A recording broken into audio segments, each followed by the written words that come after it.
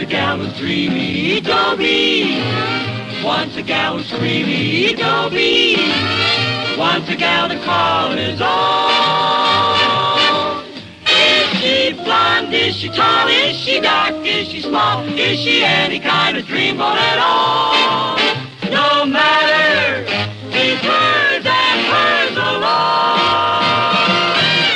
Dobie.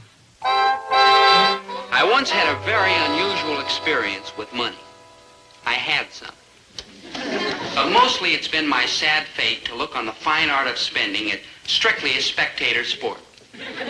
Oh, well, they say that money can't buy happiness. I mean, look at Chatsworth Osborne, Jr. He's a fella I go to school with, and he's rich. He's also miserable. In fact, he's the most miserable rich kid you ever saw. Imagine, he lives in a big house on a hill with 26 rooms and 6 baths. 28 rooms and 8 baths. And a brace of dollar-shaped swimming pools. But you're right in one respect, I am miserable. Oh, I don't see why you're all shook up, Chatsworth. Yeah, man, you're so rich you can afford to be, like, miserable. Yeah. Chaps, you don't understand. What I crave is acceptance, recognition. I want to be one of the... Promise you won't tell moms I used the word. Ma. Ma. For all your crudity and lack of polish, you and this tattered ragamuffin Maynard are accepted members of the group, while I, wealthy, cultured, and desirable, am an outsider, alone and unwanted. Why? The answer is, like, very simple. Yes, what? I didn't say I knew it. I just said it was, like, very simple. Right. Now look, Chatsworth, I don't want to hurt your feelings, but the reason you're unpopular is because you're always looking down your nose at everybody. Of course. How else can you look at them? See, that's the trouble, Chatsworth. You're not one of us. You don't hack around and rub elbows with the other fellas. How unsanitary. However, I'll chance it. By gad, I shall palaver with the hoi polloi no matter what the cost of my feelings. Hold it, Daddy-o. Who said we want to hoi polloi with you? Yeah, that's right, Chatsworth. We've got feelings too, you know. Oh, I suppose so. But how sensitive can you be, coming from sturdy peasant stock as you do? However, I do so want to join your boyish revels and frolics, and you must let me. No, you're not our type, Chatsworth. You're like odd. But you must. I'm so good at games. I'll buy polo outfits for everyone. Now, look, Chatsworth, that's not going to solve your problem. You can't buy friendship. The best things in life are free. To win a friend, be one. Starve a cold, feed a fever. Just hold up my end of the conversation. Oh, yeah, good. Oh, mice and rats. I did so want to play. Impossible, Chatsworth, unless you can show us that you're an ordinary, earthy guy. That's how I got in. I was like earthier than anybody. The price I paid for my heritage. Poor, lonely, loaded Chatsworth. Yeah. Ain't you glad we're like poor? In a word, no. Does that answer your question? Hello, Chappie. Have you seen my cousin? No, but if she's anything like you, I wish I had. It's a he, and don't be so gauche. Gauche? That's French for clumsy, ill-mannered, uncouth. You rang? Oh, this is my friend Maynard G. Krabs, and I'm Dobie Gillis. Enchanté. Hi, Enchanté. Now, enchanté is French for enchanted. You like an immigrant or something? Maynard, would you know this is? No, man, clue me. You'll have to forgive my friend. He's a little gauche. Ce n'est pas rien. After all, I have been away for 3 years at a terribly chic and exclusive girls' school in the East. Yes. Maynard, this is Sabrina Armitage. Like, wow. You made it from a 300-acre estate with a big white house and surrounded by the 16-foot brick With wall. broken glass embedded in the top. The place. Like, enchanté. Ah, you speak French. Yeah, I took it in school last year. Didn't you just adore it? Yeah, I flunked. I was just, the passing grade was 70, and I got a 43, and the teacher wouldn't give me the benefit of the doubt. Maynard. I mean, a measly 9-point difference, and he flunks. Maynard! You also flunked math. Now, Miss Armitage, about this cousin you're looking for, who is he? Chatsworth Osborne, Jr. Tough. Those are the breaks, girl. Well, you've got to take the bitter with the sweet. Still, as Mum says, blood's thicker than water, so I've got to invite Chatsworth to my soiree. French? It means party. A French party? Tomorrow night. You'll come too, of course. Me? Well, I know you're riffraff. A hoi polloi, I think. All right, hoi Yeah. polloi. But the point is, I don't know anybody to ask. We're so rich, we never mingle. C'est la vie. Enchanté. You'll come, of If you'll course. save me the last dance. Oh, very well. Maynard, you'll come too. Oh, he'll Oh, be no. glad to.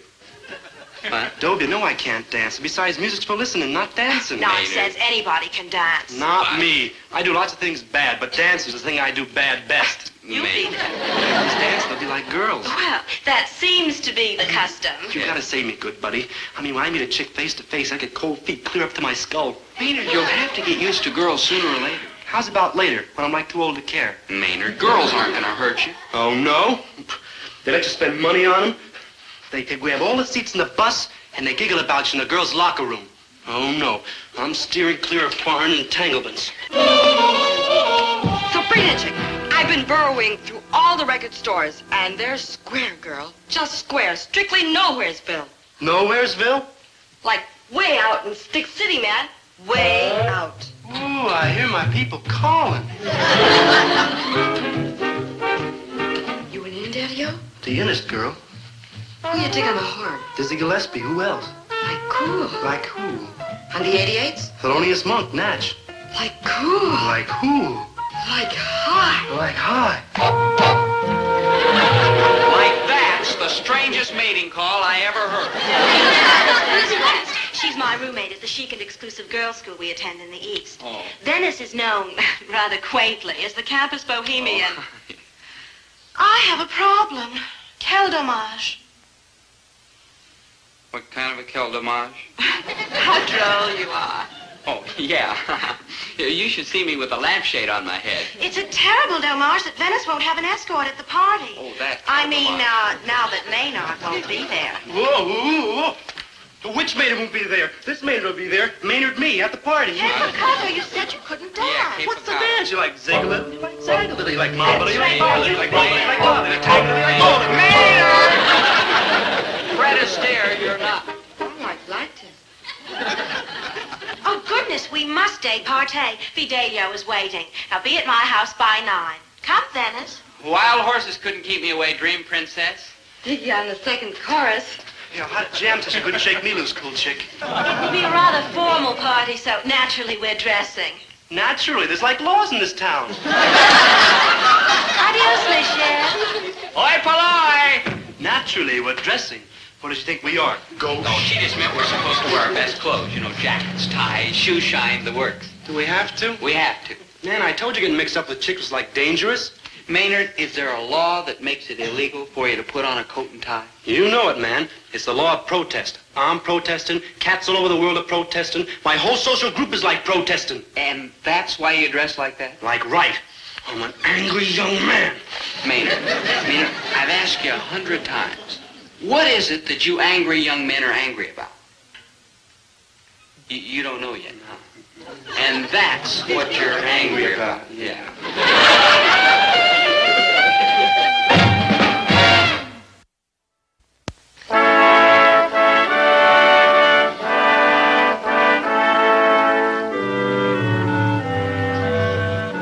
Hello, Mums. Oh, hello, child.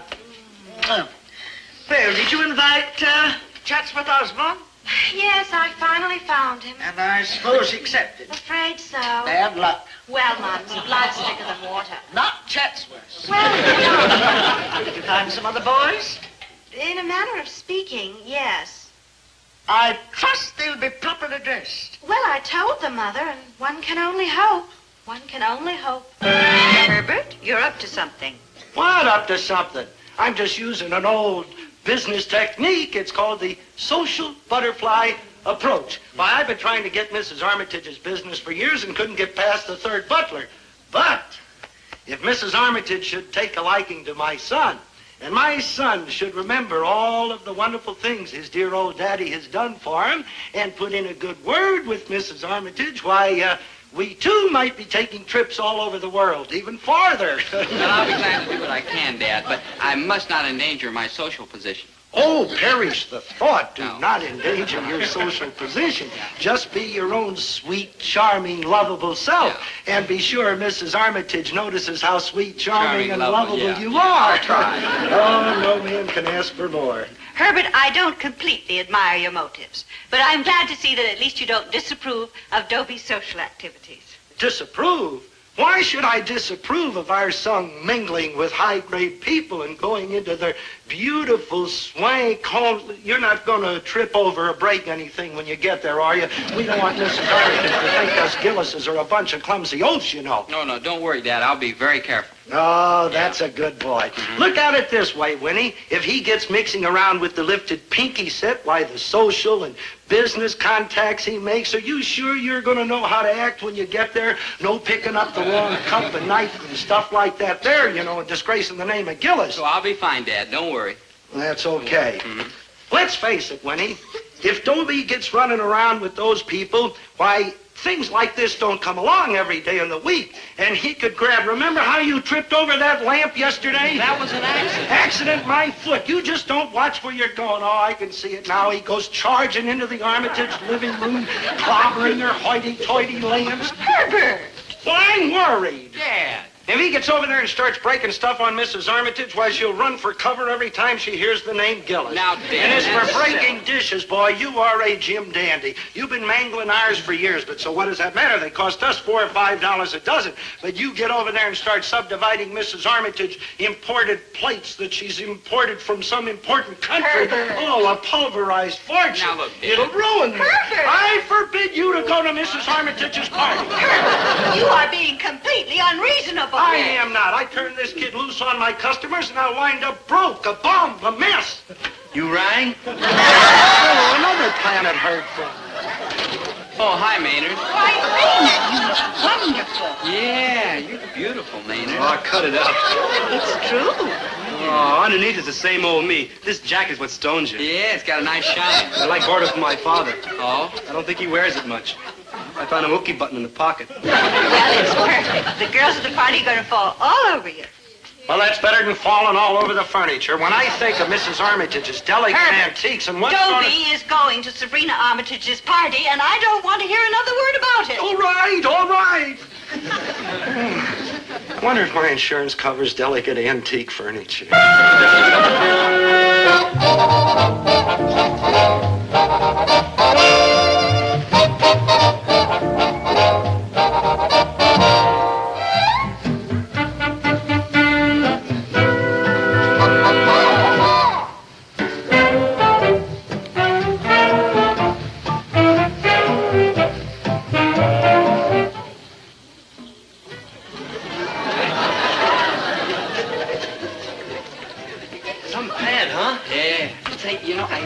Outdoor swimming pool and an indoor swimming pool. Man. And an outdoor dance floor and an indoor dance floor. Like, wow. And a complete 9-hole golf course. Indoor?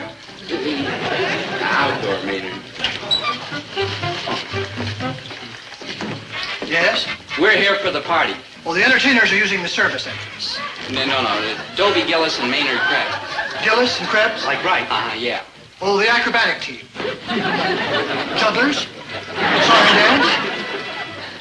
Well, then what are you? We're guests. Comedians! Look, we're not kidding. Miss Sabrina Armitage invited us. We're guests. In those costumes? Oh, come now. This jacket was good enough for Wilkie. Yeah, it was good. Maynard. Sir, will you please tell Miss Armitage we're here? Young gentlemen, and I use the term solely out of respect for the uniform I wear. I can't admit you unless you're properly attired.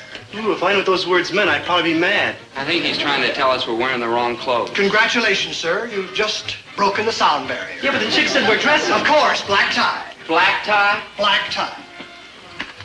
Here they are, madam. Thank you, Tremblay. Well, girls, we're having a good time. Par excellence, Mother. Everything's like too square. But you did give in to convention, didn't you, dear? Not completely. Why do they keep her in that exclusive girls' school you attend? They have to. Her father donated the library, the yacht basin, and the coffee house. Oh, nasty trick. Clever, but nasty.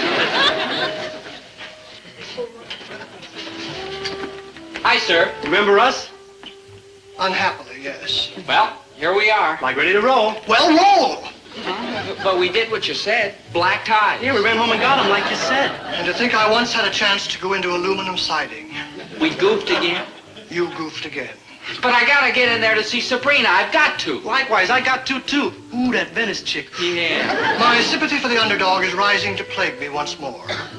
In your circles, my young dolts, black tie means, oh, it's such a bourgeois expression, tuxedo. Tuxedo.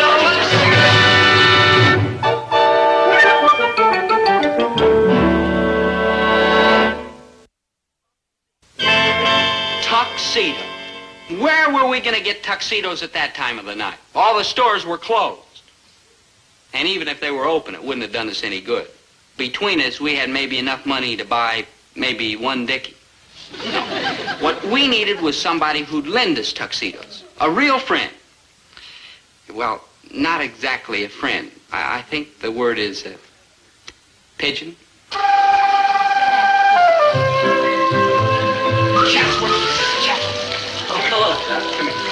Hey, what are you guys up for? We gotta talk to you. Hey, Chaps, what are you made up for? Chatsworth, you're looking down your nose at people again. Yeah, so I am, but what difference does it make? You've already refused to take me into your little coterie, and I did so want to belong. Chatsworth, maybe there's still a chance for you to prove you're a down-to-earth fellow. Oh? Well, pray tell me how? That tuxedo. Yeah, I need it. Now, It'll prove you like Earthy.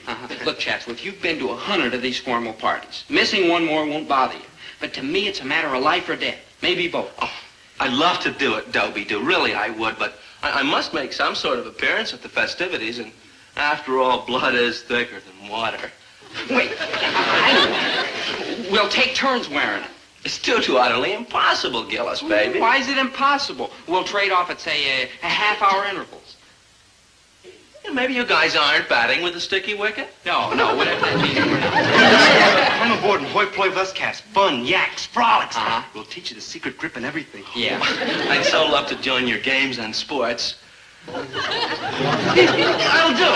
Come on, Chatsworth. Now, look, every 30 minutes we'll meet right here and exchange clothes. Just the two of us. Right? Wrong. Wrong? Right. It's like the three of us. Now, wait a minute, Maynard. You can't No, I gotta get in expect that me party, apart. too. Ooh, that Venice West. Maynard, I'll treat you to a week of marshmallow sundaes. Nope, it's gonna be like the three of us. Maynard, I'll do your homework for the next... Okay, like the three of us.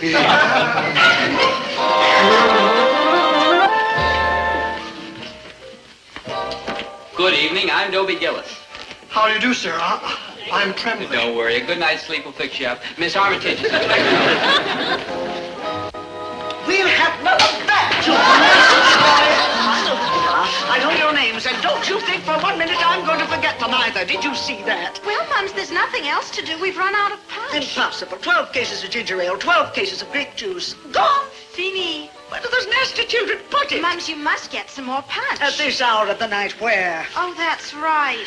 Mr. Gillis. Ah, bonsoir, mio caro. Arrivederci. And you too, ma'am. Mother, you remember Dobie Gillis? Oh, yes, of course I do. Your father is a druggist. Grocer. A grocer. Now, heaven sent. Well, I wouldn't say heaven sent exactly. He's just a simple man, an ordinary, decent man, a veteran. Dobie? Dobie, ma'am, with a B. Yes, would your father consider delivering at this hour of the night? Well, ordinarily, no. But for you, yes, ma'am. Splendid! Mention my name. Trembling! Yes, madam. Yes, madam. You've got to go in and order for Mr. Gillis a case of ginger ale and some cases of grape juice. Boy, Dad's gonna love me for this. Well, my merchant prince, shall we go in and dance?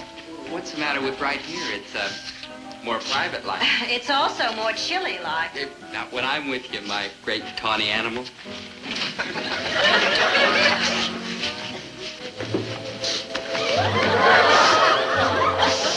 Isn't Dobie's time up yet? 5 minutes ago. I think it's downright unsporting. Give him another psst.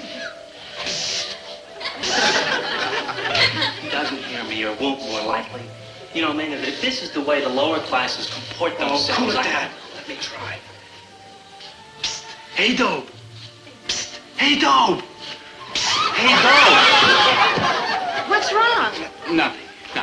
How would you like a nice cold glass of punch? We're out of punch. Water, then. Nice cold water. Why?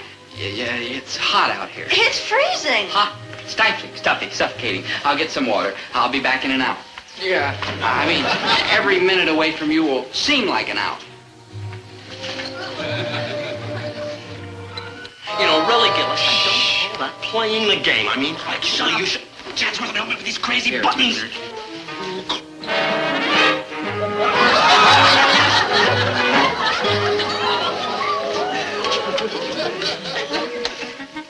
Enchanté, monsieur. I am Maynard G. Krebs. Good evening, sir. I'm Tremblay. Don't worry, a good night's sleep will fix you up.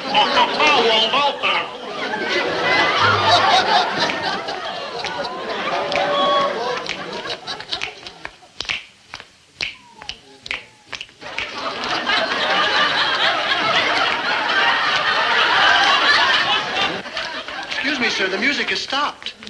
Only for everybody else. True.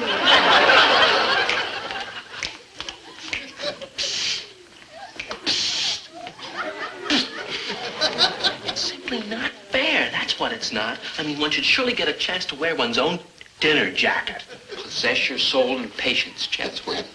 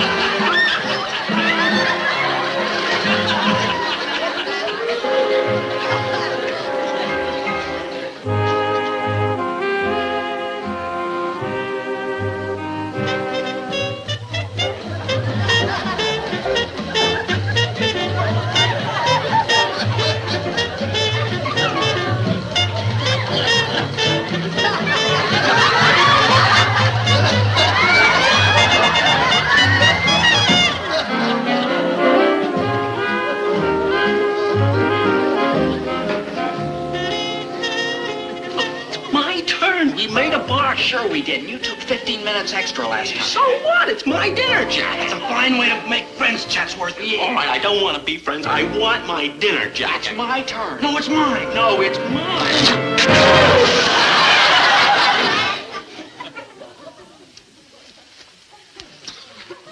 Dobe, Yeah? you got trouble. We all got trouble. Not like you got. No, I don't believe it. I didn't see it. It's a hallucination. That's what it is. It's a hallucination. I'll just close my eyes and it'll all go away. Hi, Dad. It's true. It's true. You know Maynard, of course. Of course I know Maynard. That's the kind of luck I got. And this is I don't care who it is. What are you doing out here stark naked? What's the matter? You finally gone and slipped your trolley completely? The Yeah. biggest house in town, the biggest grocery account in town, the biggest party. I finally get a chance maybe to get into the big dough, and what happens? You're out here running around in your pelt. Then I'll look. Explain the whole thing. It's... Put on some clothes. What? Don't argue with me. Put on some look. clothes. Take mine, all of you. You're standing around here. Mr. Dash, but You shut up! Actually, Mr. Gillis, it's not wise what you're... When I want some advice from three lunatics, I'll go out to the insane asylum and talk to some people who make sense. Nasty! Oh, so nasty!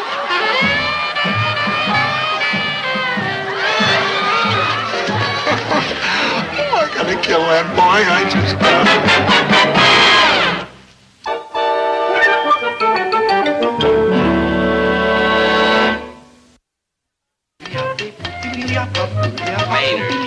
Maynard, please.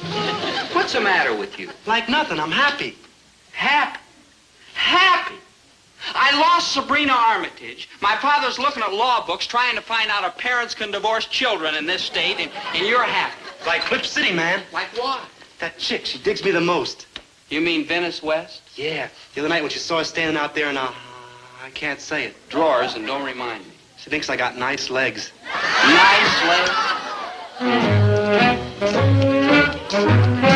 Ready, Cat Matt? Coming, Mother.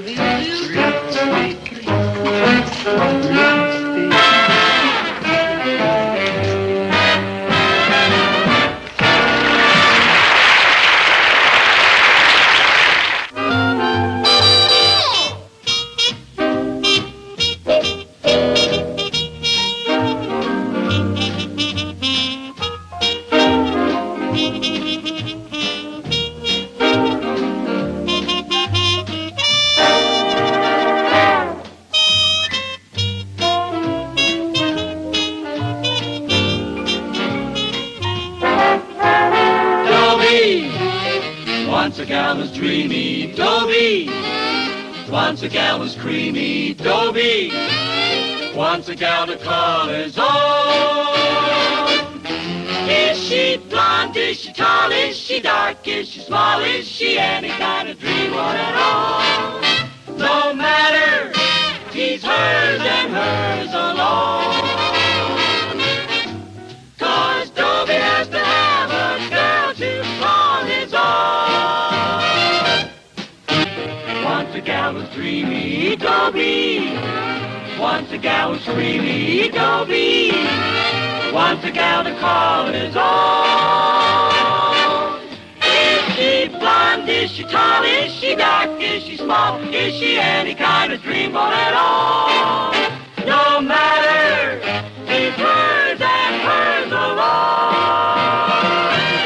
Dobie. The trouble started when Dad got himself a lawyer last November 1st. I remember the date because it was the day after Halloween, and Dad wanted to sue some kids who soaped his windows. I am going to court. He talked Dad out of that, but Dad kept him. Dad liked having a lawyer, mostly for yelling. There's laws in this country to protect us businessmen. I am going to see my attorney. You know better than to take a bite out of a nickel candy bar when you've only got 4 cents. You're probably going to wind up in court. Boy, was Dad proud of having a lawyer. I'm probably the only high school student in the whole world whose father threatened to sue him if he didn't get his grades up. Well, this lawyer, Mr. Martindale, drew up a will for Dad. I have explained to Mr. Gillis a dozen times how much trouble and expense will be saved by having a will for after he's gone. Not now, 100 years from now. For the past year, during which he has referred to me as, quote, my attorney, unquote, I haven't been able to get him to sign it. Hey, Winnie, I sure gave those guys down at the produce market a going over too, Dale. Hello, Martindale. Always glad to see my attorney. Mr. Martindale was nice enough to bring over your will for you to sign, dear. Well, if those kids soap my windows next Halloween again and he doesn't do anything about it again, he won't have anything to bring over here for me to sign because I will get a new attorney. See? I knew when I left law school that I'd have to be a struggling young lawyer. But I never thought that I'd be doing all of my struggling with one client. Deserting your client, huh? You're just liable to find yourself up in front of the State Bar Association. He's a nice kid. Little inexperienced, need to learn. Oh, the mail's here, huh? If you'll just read it and sign it, it'll be done. Yeah, and then I'll be done, too. What? Well, you heard the old saying. Sign your will and send for your undertaker. Oh, that's just an old wives' saying. Yeah, well, what would a young wife say about that, huh? Lake Winnemucca Hotel? Yeah, where the successful young businessman, Herbert T. Gillis, and his beautiful young bride, Mrs. Herbert T. Gillis, are spending their honeymoon. You don't mean it. Read it. I already made reservations. But we can't afford it. Well, I told you, Winnie, we picked up a little extra profit the last couple of months, and we waited 24 years for our honeymoon. This is it. Oh. Oh, I told you when we got engaged, honey, just stick to Herbert T. Gillis. Buenos dias. Oh, buenos dias, Senor Carlos. Voila. Gracias. Y adiós. And a gracias and an adios to you, Senor Carlos. See you mañana. Hey, what's all this sneaky double talk? Oh, I'm practicing Spanish with him. Gracias and adios means thank you and goodbye. Yeah, but what about this mañana where he's going to meet you? Oh, he meant that he'll see me tomorrow. But where will he see you tomorrow? Here. Mañana, tomorrow. Oh. Why, Herbert Gillis, why do you feel jealous? Why not? You're a cute chick, you know. You bring all of us young bucks blood to a boil. Lake Winnemucca. You know, I'm glad now that we couldn't afford a honeymoon when we were first married. That's Herbert T. Gillis. Always thinking. We would have been worried about the future then. But now? But now I'm a successful businessman. Honey, we've got it made. Oh, it'll be wonderful. Warm days, canoeing, swimming, dancing. Say, maybe we ought to go to a dancing school. Well, there'll be dancing at the lake, and we don't want to look old-fashioned. Look old-fashioned? Honey, I See, you're 22, you look 18. How could we look old-fashioned? Well, still, maybe we ought to learn that cha-cha-cha. We will be doing the kangaroo jump. The kangaroo jump? Yes, honey, the dance we fell in love to. The dance we would have been doing if we'd have gone on our honeymoon 24 years ago. The kangaroo jump. Hey, there is a real dance. Hey. Da-da-da-da-da-da. Stop, we're gonna dance till we drop. Hibbity, hibbity, hibbity, hibbity, hop, hop, hop. Hop, hop. Hibbity, hibbity, hibbity, hibbity, bump, bump, bump, bump, bump. I do the kangaroo jump. Da-da-bump, we're gonna dance. Dee-dee-dum, da-da-dee-dee-dee-da-da-da-da-da, bump, bump, bump. Dee-dee-dee-dee-dee-dee-dum, bump, bump, dee-dee-dee-dee-dee-dum.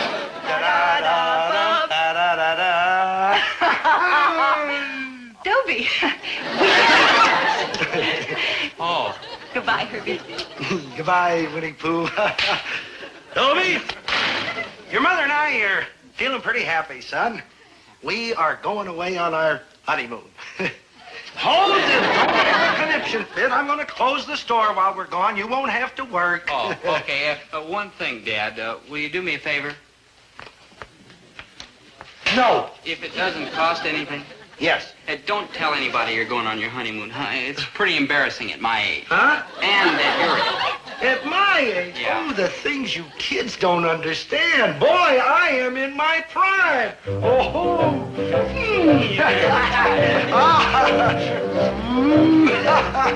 Yes, sir. No! You gotta get a broken arm. Well, it sure depends on... Put one finger to that drawing, you'll only have a... I gotta take dancing lessons. All right, we'll start by dancing away from the cat. Look, Dad, if you don't let me take dancing lessons, I may never get married, and you'll have me on your hands the rest of your life. But if I learn to dance good, well, I might even marry a rich girl and be self-supporting. I'll admit, that's the only way you'll make it. And girls are very important for that, so I'll tell you what I am going to do. What? I am going to teach you to do the kangaroo jump. The kangaroo Jump! You'll have to beat the girls off with an axe handle. I don't want to beat them off. Get a load of this. Da-da-da-da-da-da. We're going to dance till we drop. Hibbity, hibbity, hibbity, hibbity, hop, hop, hop. The only thing I'd get to marry with that dance would be another kangaroo. Mister, that happens to be the dance with which I won your mother. I gotta learn the cha-cha-cha. No! If you haven't got the money right now, maybe you'd let me charge it. Charge it! Thanks, Dad. Oh, I gotta...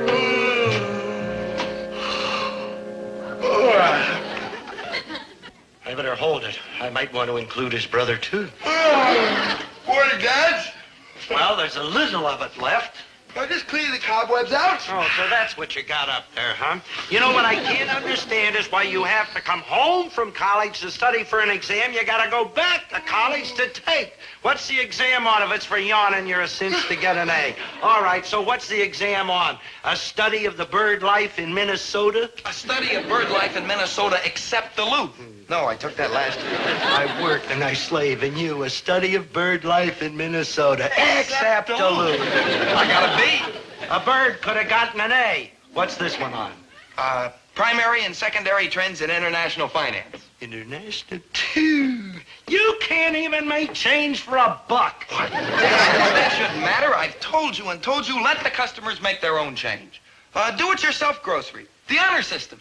Trust the customers. Sure, it's a well-established fact at college that psychologically it creates an emotional pattern in the customer when you allow him to... Trust the customer to make his own change. Well, with the kind of petty money you take in here, who'd steal? You want to try it, Dads? It may make your fortune. Listen, you, I made a little profit the last couple of months. You know how? By watching every penny. Dads, in business, you got to think big. And speaking of money, No. I need a little cash. I'm going out to play some golf. Golf? What about studying for that exam? Golf is part of it, Dad. It's a very important part of big business. That's where you make the contacts, the big deals. Look, you, a few minutes ago I was a happy man. Singing, whistling, doing the kangaroo jump. The kangaroo jump? You're kidding. Watch it, mister. That happens to be the dance with which I won your mother. I merely meant it's a very amusing dance, that's all. Oh, amusing, huh? Yeah. Where did you hear about it? At college. Really? At college? Wait till Dobie hears this. They're doing the kangaroo jump at college. Sure, I took folk dancing my freshman What do you year. mean, folk dancing? Ancient stuff. Dad, you ought to watch that blood pressure. You know it's your age. Like that. You better get out of here, boy, or I will you. Like that. Golf. All right, what do you need? $1? $2? I figure I can squeeze by for $85. No! Dad, I gotta buy some clubs. What kind of clubs? Country clubs? No. There is $1. $1? What good's that? You can buy yourself a golf ball and throw it around. Hello, dear. Now, don't you start, oh. Goodness. I'm sorry, Winnie. Forget it. What's the matter, dear? Don't you feel well? Oh, I feel very well. Good, because I brought down the good pen and the good ink so that you can sign your will, because I promised Mr. Martindale that I'd get you to sign it, so you just read it and sign it. Okay. And I won't take no for... Okay? Okay. Woo! Good.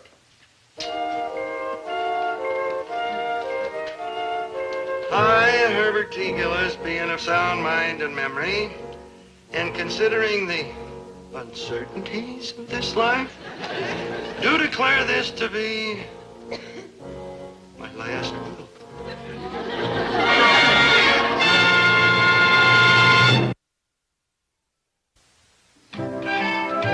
Kangaroo jump? Yeah, Dad, would you do it for me now?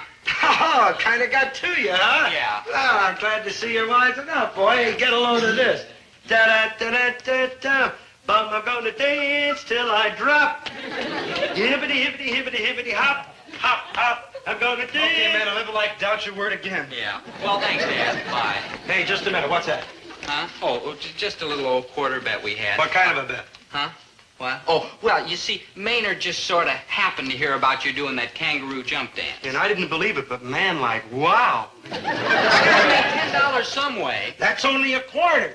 Well, 40 kids. Do you mean to say you were gonna get to do that dance 40? My back. Don't stand up. What are you doing? What? Take it easy.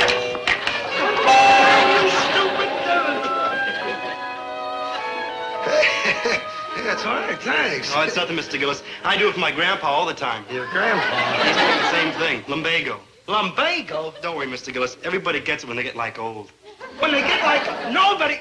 This happens to be an old football injury. Gets like gold. I like to see you two do the work I put in around here in this store 12, 14 hours a day. Well, why don't you just take it easier, Dad? Do you think I like to work? But what am I going to do with a $10 cha-cha-cha son and an $85 golfing son? You could close the grocery and make this like a coffee house. A coffee house, Maynard? This community, like, needs a coffee house. Why, Maynard? So us cats can have someplace to go and sit and, like, protest. And how would I make any money, Maynard? Yeah, but look at all the friends you'd make. Like you, Maynard? You better consider that $10 investment in cha-cha-cha, Dad. I'm only thinking of you. Thinking of me? Sure. Cha-cha-cha, rich girl, retirement. With your back, you need help. Oh, why, you and... I'm gonna kill that boy. I just got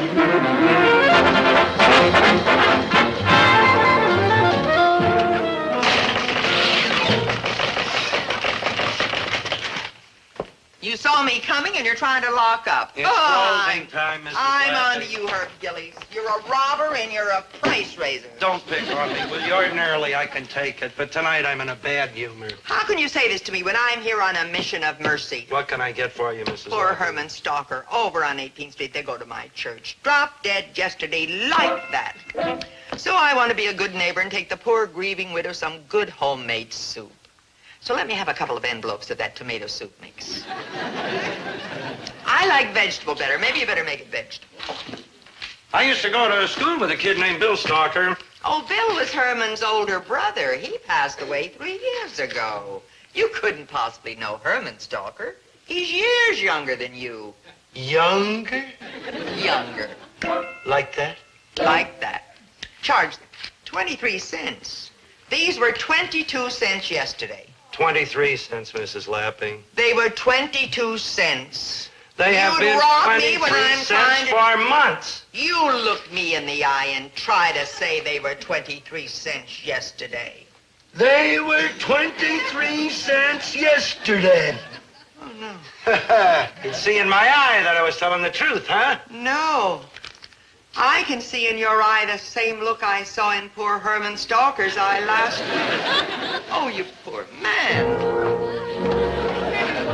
Like that.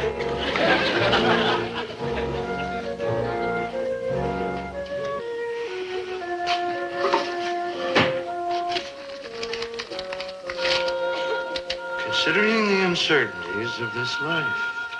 Dad, you better take it easier. Watch that blood pressure, Dad. You know it's your age. Herman Stalker, younger than you. Like that. Last will and testament.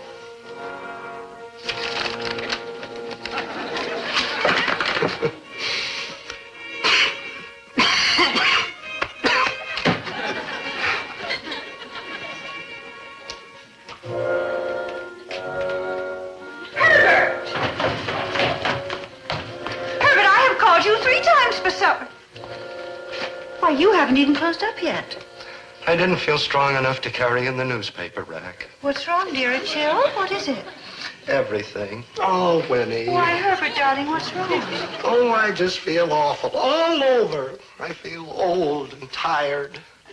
That will. Is that what brought all this on? Well, it made me realize how old I am and what a failure I've been. Winnie, I ain't got anything to leave you except a little GI veteran insurance. Now, Herbert, you stop that. Hardly enough insurance to bury me with. Probably not even enough the way prices have gone up. You're liable to have to leave me above ground. Oh, I gotta face it, Winnie. At my age, it could happen like that. And then what'll happen to you when I'm not here to take care of you? You'll wind up on relief. Why?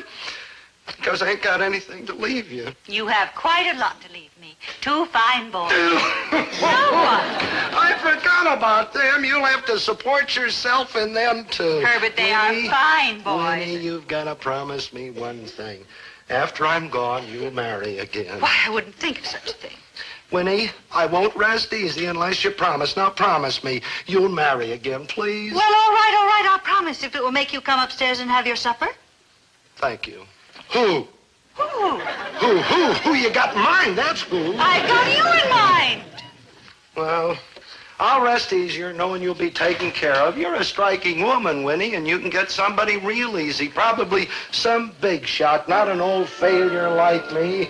Some fella who can die and leave you all the things that I can. Now, upstairs.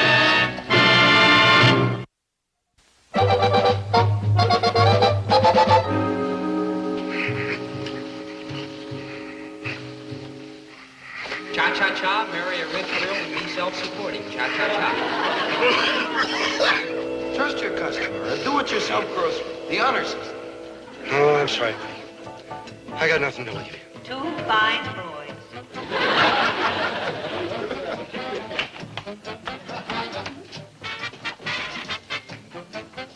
What's going on here? Can anybody hear me? Hey!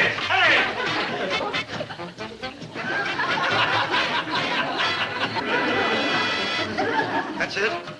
I'm dead. I told you it happened. Like that. Now they will never argue with me again. Do cha-cha-cha. Do cha-cha-cha. 1, 2, cha-cha-cha.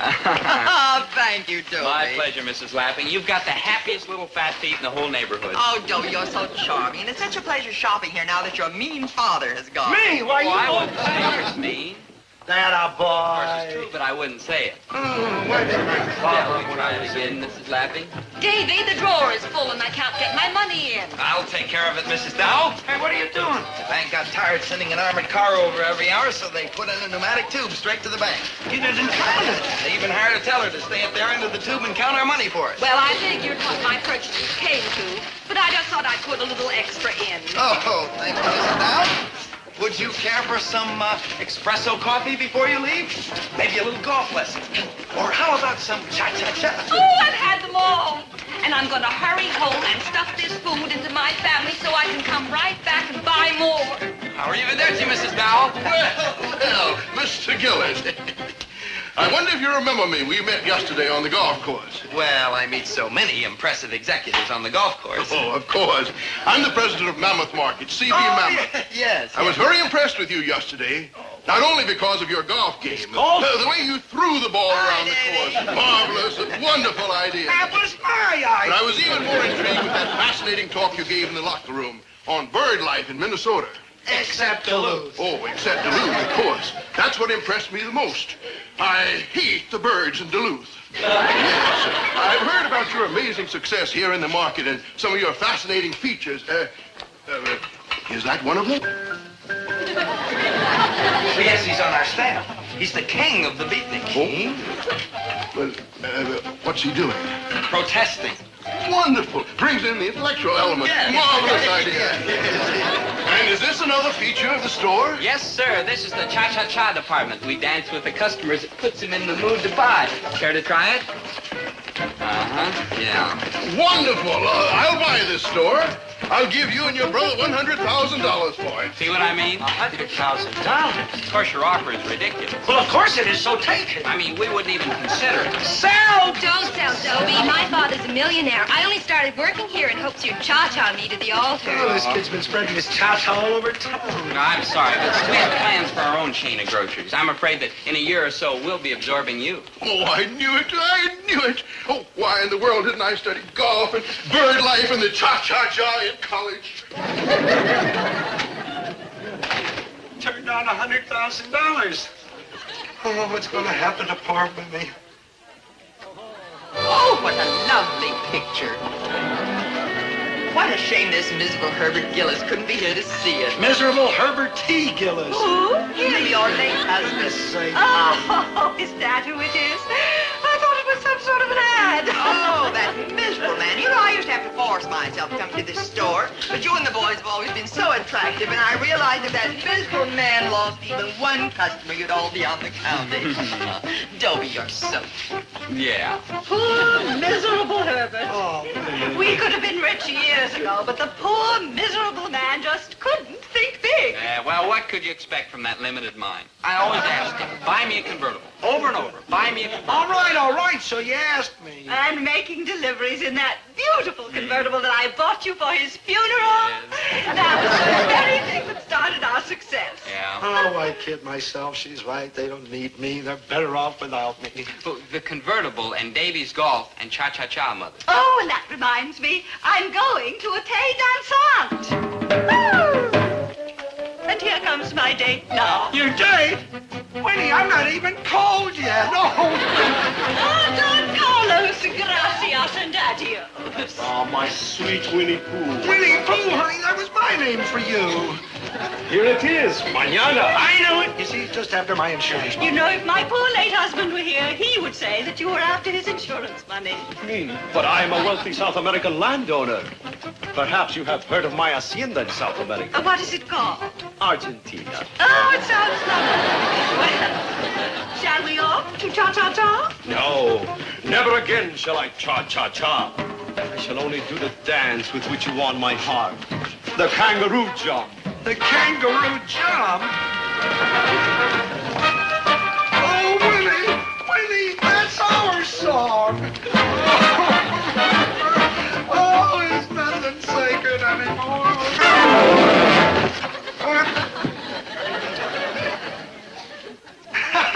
Ooh, ouch, I'm alive. The store. What's happening to the store? Look, I've been here a half hour. Just get me out of here, Hold please. your horses. I've been waiting here longer than you. We are doing the best we can. Where are the anchovies, Mama? Lady wants don't anchovies know, and dear. I can't find I'm out. sorry. What's going on here? Oh, Herbert, darling, I wanted you to get all the rest that you could, and I thought that the boys and I could handle the store. We did our best, Dad. Don't get sore, Dad. Sore? Why should I get sore? You are my family. And this is the best thing that ever happened to you. Now, you know, it takes brains to run this store. Brains and guts and American ingenuity. Don't worry, folks. Herbert T. Gillis is in command.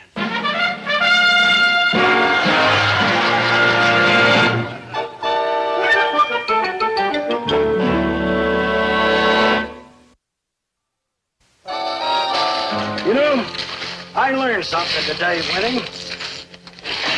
You are only young once. And I learned something else. What? Once is enough.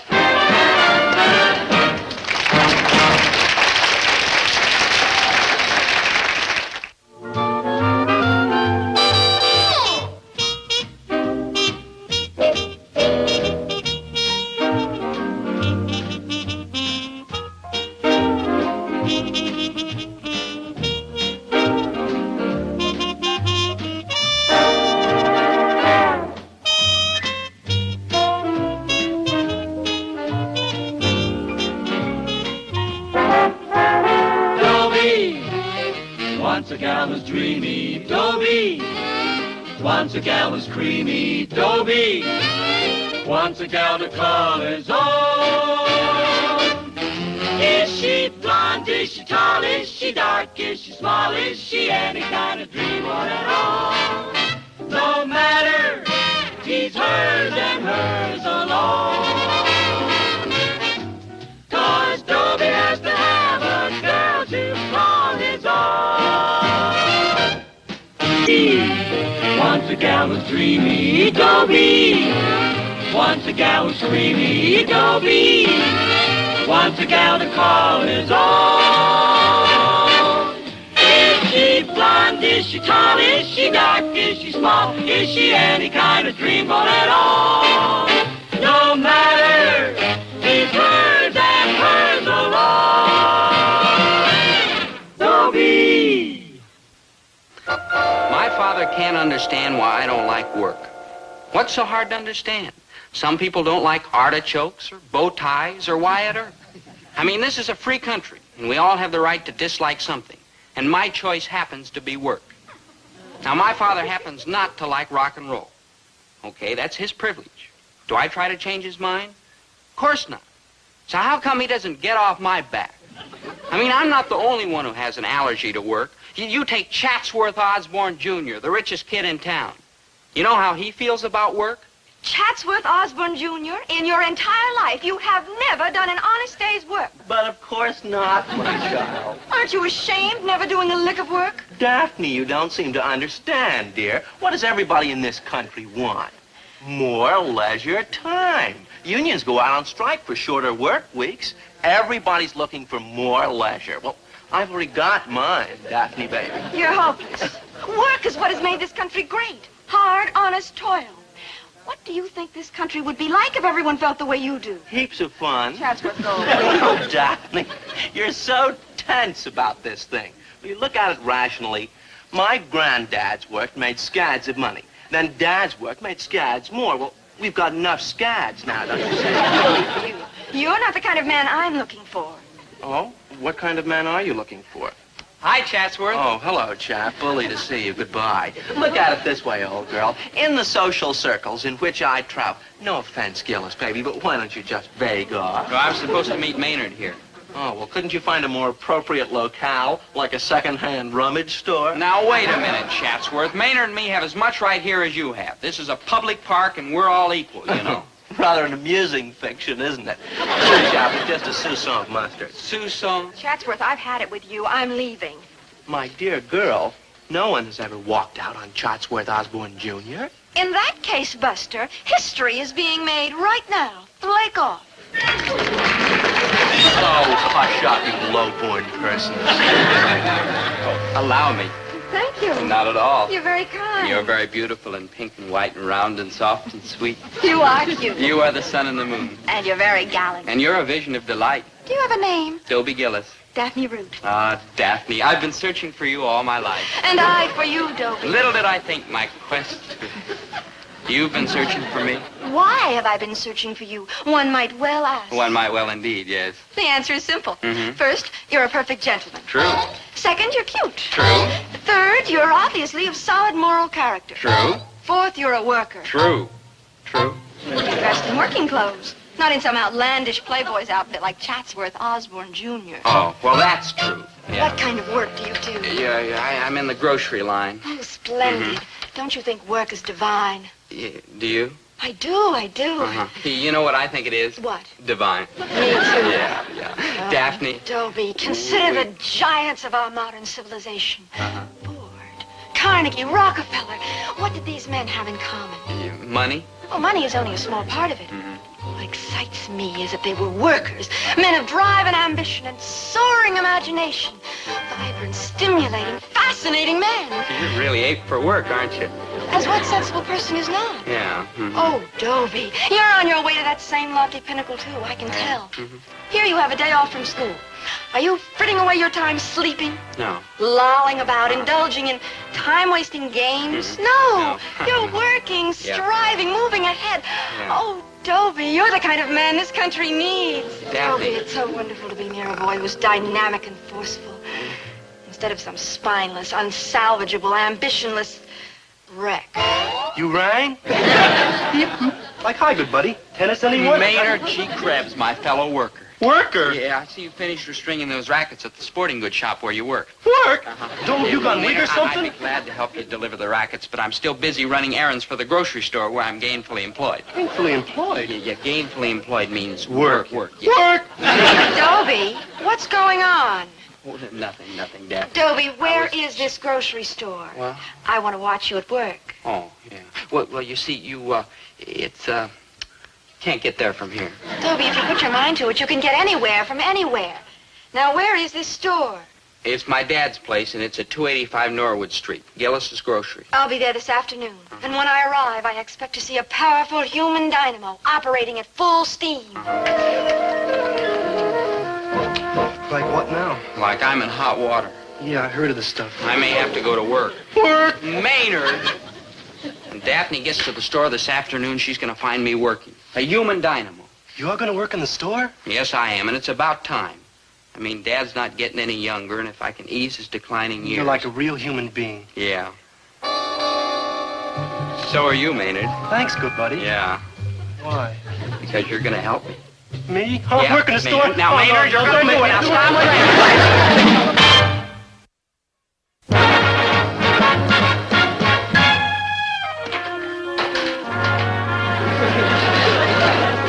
So this is work, huh?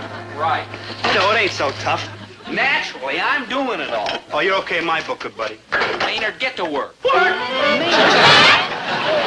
Come back here. Look, start dusting. When Daphne gets here, we've got to look like we're getting a kick out of this. I got like a better idea. What? Let's quit. Quit? Good thinking. Maynard! Come back. Well, I gotta? You like gotta. Like why? Because we're like friends. Right now, I wish we was like enemies. Maynard, I have just begun my campaign to win Daphne. And there's an old saying, quitters never win and winners never quit. Quitters never win and winners never quit. Quitters never win and winners never quit. Must be a pretty old saying, man. It ain't got no beat. No. Look, when Daphne walks in, she's going to think you and I are running the happiest store in town. Well, here I am, ready to be gypped by the Gillis grocery store again. Oh, hello, Mrs. Kinney. I'm reporting this place to the police. What? What? Police? What service? Huh? What prices? What a way to Kinney. treat customers. Mrs. What a Kinney. time to like cut out. Maynard! And where's that sneaky father of yours? Where's that scoundrel hiding? Oh, he went to a meeting over at the Legion Hall. Ah, where I can't lay my hands on him. The sniveling coward. What did he do this time, Mrs. Kinney? Did he like weigh the peaches without shaving the fuzz off first? I ordered a dozen green apples. And what did that thieving rascal send me? What? Red apples at green apple prices. Mrs. Kinney, you got a bargain. My councilman will hear about this. Mrs. Kinney, the red apples are more expensive. You save 14 cents. Jail is too good for you, Gillises. All right, okay. I'll be glad to exchange them for you. Watch it, Junior. Do you want to lose some fingers? I saved 14 cents. Yeah. I tell you, they had to get up early in the morning to fool Blossom Kenny. Yeah, you belong on Wall Street, Mrs. Kinney. Tell me, what can I do for you today, Mrs. Kinney? I want this sirloin ground. No, I can't do that, Mrs. Kinney. You didn't buy it from us. The market over on Grover Street sells it for 2 cents a pound cheaper. Well, why didn't you have them grind it? And stand in line for half an hour in that drafty place. Maynard. She's right. It's like spooky over there. Maynard, that's... now... Here, boy. Grind. Oh, that's impossible, Mrs. Kinney. Impossible, you ungrateful rascal. I'll tell your father the way you talk back to me. I'll tell your father the way you treated Blossom Kenny, the most loyal, the most devoted customer that ever walked inside this...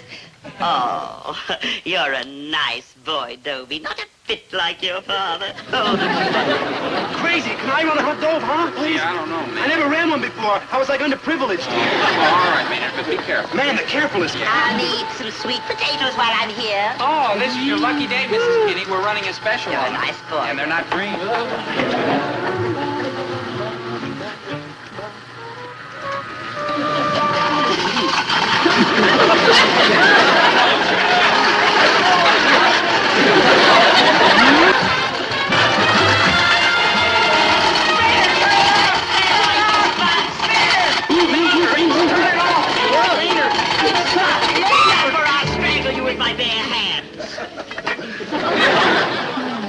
But a crazy pencil sharpener. Maynard! I'm reporting this to the district attorney. Oh, Mrs. Kinney, wait. I've got friends in high places. Please, Mrs. Kinney, it was an accident. It happened to me all the time. I'll turn this pocket into a bowling alley. Daphne. Daphne? Daphne? Yeah. Let me go, you awful boy. Mrs. Kinney, take your choice of anything in the freezer. The mayor will hear about this. Yeah, pick any cut of meat. It's on the house. The governor will hear. Anything in the freezer? Anything in the freezer, yes. Maynard, you're in charge. Like me? Like you. Ooh, I'm like dead. Putting it mildly, I'd say things weren't going exactly right. I mean, Daphne was coming through the door. Mrs. Kinney was in the freezer. And I was in the soup. Dobie. Hi, Daphne. Hi, Maynard. Like hi. Let's go. Go. I haven't even had time to see the store. Oh, well, there's not much to see. Just an ordinary store. 37 cents. Come on, we'll take a walk in the park. Dobie, if you're working, how can you just walk out in the middle of the day? Oh, good question. Yeah. Yeah, well, I can leave because I'm not working here anymore. I just quit. You quit? Yeah, this job didn't offer enough challenge to a man of my ability. Where do you go from here? From here? The next job, the next rung upward on the ladder. Oh, well, I thought I'd take my time and look around, you know, kind of run some ideas up the flagpole and see if anybody salutes them, and then in a few months... Why wait? What? Oh, my father could put you to work right away. Your father? Work? Me? Root Shoe Store, you've heard our motto. Put your feet in our hands. I've heard it, yeah. Our store's just up the street. You could start selling shoes tomorrow. Me selling shoes? Selling shoes is only a beginning. Yeah. From there, you'll work your way up. And up and up. With shoes, that's the only way to go. Daddy's looking for bright young men. Show them you can make good, and the first thing you know, you'll be a supervisor. Yeah. An assistant manager. Then manager. Yeah. Then a shoe tycoon like he is. In footwear circles, he's known as the king of the 798 composite sole. Oh, me selling shoes? I'll see you at 9 o'clock tomorrow morning at the store. Yeah. And after work, if you're as sensational as I know you can be, we'll go out and celebrate. Oh. Just the two of us. Now you're talking. Goodbye, my chairman of the board. Farewell, my queen of hearts. Me selling shoes?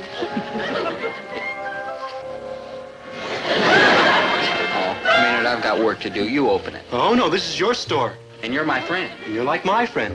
So? So we'll go down on the sinking ship together. Okay. I wonder if the Foreign Legion accepts 17-year-old enlistees. Thank you, Dobie. I'm going to call the FBI. I'm going to call the city council. I'm going to call anyone. Thank you, Mrs. Kinney. Thank you. Thank you for your father. Thank you very much, Dobie. Dobe, what's your father going to say when he finds all that stuff missing? I know exactly what he's going to say. No, Maynard, my mind's made up. I'm due at the shoe store in 15 minutes, and that's the way it's going to be. But a job, Dobe. Taking a job for a chick. That's like the ultimate supreme sacrifice. Ultimate Yeah, supreme... I heard them words in a movie I saw the other night. Oh. Just before this joker takes off for the moon in a celluloid. Man, that's satellite, Maynard. Yeah, satellite. Man, what a gasser of a movie. The monster that devoured Cleveland. Maynard, you've got an entirely mixed-up idea about the importance of labor. Why, do you have any idea what the world would be without work? Unemployed. Now, listen. Every person, every animal has a certain job to do or everything would fall apart. Now, take beavers. Oh, you see, mean the way they build them little wooden dams and like that? That's right, Maynard. They keep rivers from overflowing. Yeah, and bees. Now, They bees. cart that pollen around and keep America green and golden. Right, Maynard, right. Yeah, and Now, horses. Horses? Yeah, they gallop around and keep the racetrack from coming up empty. That's not what I meant. Yeah, and butterflies. They keep them nature study cats from running around slapping their nets a mile away. Yeah, and take bears. If they wasn't around to make rugs out of, babies have to get their pictures taken laying on that cold floor. Now that's Yeah, or chickens. Maynard. Bacon Look. just laying there for breakfast without no eggs to keep it company. Yeah, and pigs. Oh, eggs just laying there with no bacon to keep it company. Maynard, enough!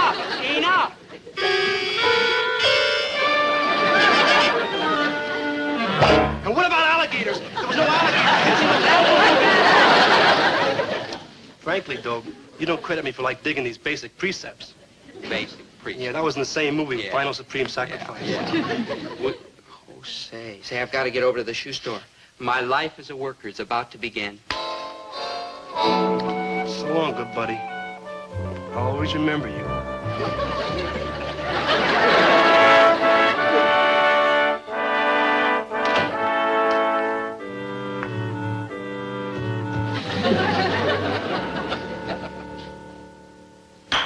Morning, Moms.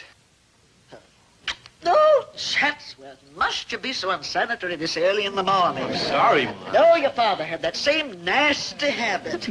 Another croquet ball, Fidelio. Four! Oh, smashing shot, Moms. But be careful you don't break anything. Oh, what difference does it make? Unless the ball travels more than 3.5 miles in any direction, whatever we break is ours. Look at like Uncle Henry's potting shed. But, Mom, you adore flowers. Flowers indeed. He hasn't had a flower in there in 20 years. Well, then what does Uncle Henry do in his potting shed? He gets potted. Well, I suppose every family must have a skeleton in the closet. Oh, I don't mind him being in the closet. What I object to is when he goes down to the corner of 7th and Main and does the tango. Not again. We're the traffic cop. Now, come on, boy. Get yourself a mallet and let's whap a few here. Not today, Moms. I've got to go downtown on business. Oh. Cheero. Chatsworth, when you're in town, Yes, Moms. don't mingle. No.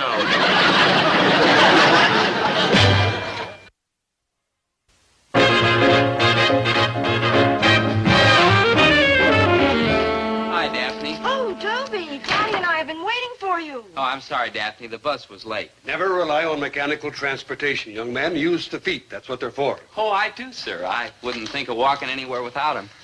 Daddy, this is Dobie Gillis. Yes. The boy I was telling you about. Mm-hmm. How do you do, sir? Well, the handshake is rather weak. Uh-huh. I presume that your feet are in better condition. Oh, they're tip-top. For feet, that is. Yeah, and so to work. Now, I won't pay you a salary, and the commission is small. But you've got a great opportunity to... Hi-ho there, gang. Chatsworth. What are you doing here, Chatsworth? Daphne, my dear, I could scarcely sleep last night for thinking of you. I mean, I just tossed and turned till just all hours in my expensive Louis XIV bed. Sympathy isn't going to help, Chatsworth.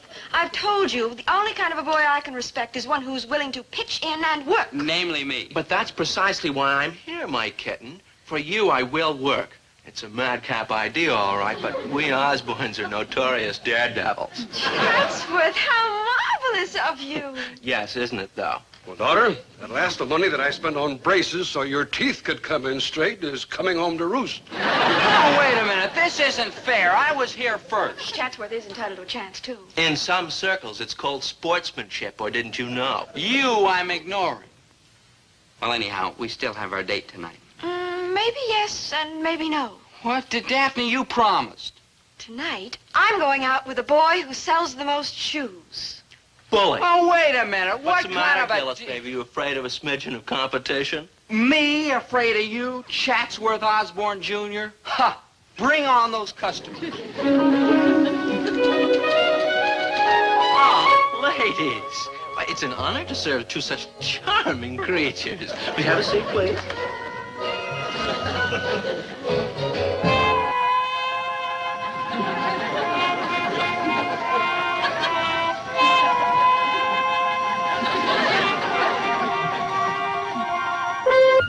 Aren't they lovely? They're just what I wanted, but I can't afford to pay $12.98.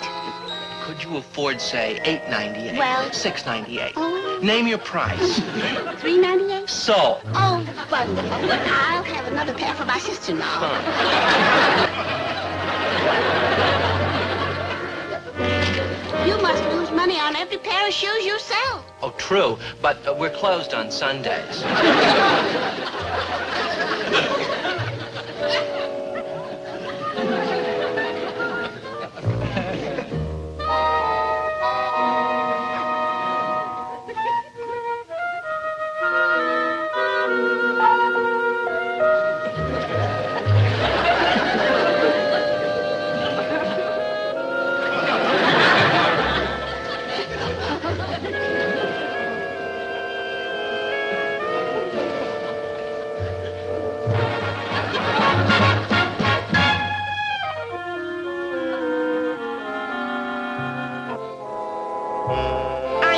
whole neighborhood about your divine bargains. And you were so right. I'll take 4 pairs. And I'll take a few more pairs for my other sister-in-law. The more the merrier. We aim to please. Now, that'll be $3.98 a pair. We'll buy a full dozen if you'll make it $3 even. It's a deal. God, man, what a shrewd bargainer you are.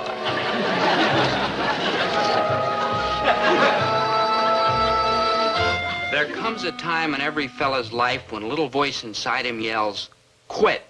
Quit? Sure, why not? Because you can't. Oh, Maynard, what's the use? How can I beat Chatsworth when he keeps paying for the shoes out of his own pocket? That's a crummy trick. Why don't you go tell the boss? No. How come? Well, that's snitching, Maynard. I'm no stool pigeon. Yeah. Hey, why don't you go tell Chatsworth's mother? She'd never let him work in a shoe store. I just told you, I'm no stool pigeon. Yeah. Of course, if some good buddy went and told Chatsworth's mother, that'd be different, wouldn't it? Sure, Dope. Then you wouldn't be a stool pigeon, would you? That's right, Maynard. I mean, if some good buddy went and told Chatsworth's mother, then it wouldn't be me, would it? Yeah, I wonder who I can get. Ooh, let's see. Now, shh, quiet. I'm trying to think who I can get. Now, let's see. Who's your good buddy? Oh.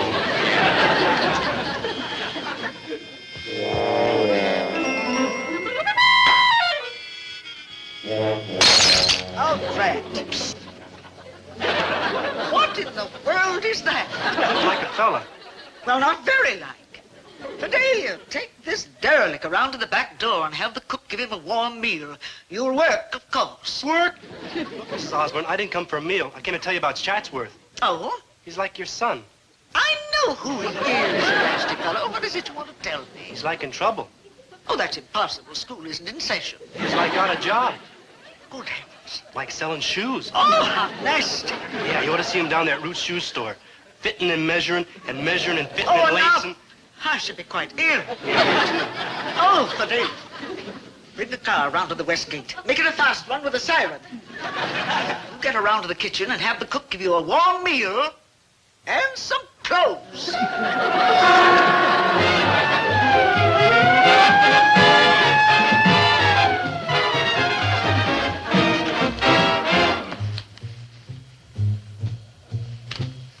Madam, can I... Work! You nasty fool!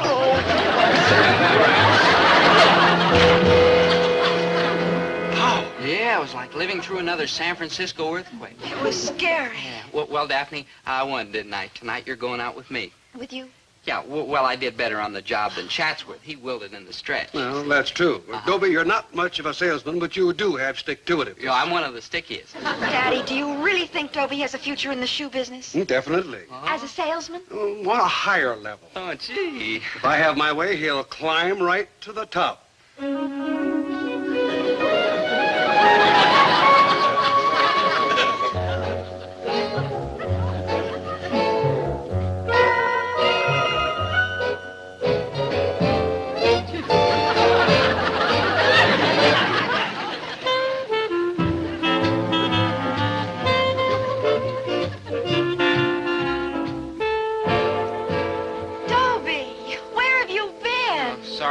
Daphne, but after I finished unpacking the crates and dusting the shelves, your father made me clean out the storeroom. I'm bushed. You learn to take it in your stride. Now, where should we go tonight? Tonight? Go? There's a dance at the Civic. Dobie. I'll never look at another shoe again. Right, left, right. Dobie. Dobie. You know, working chaps are all right in the daytime, but at night, you just can't beat us playboys.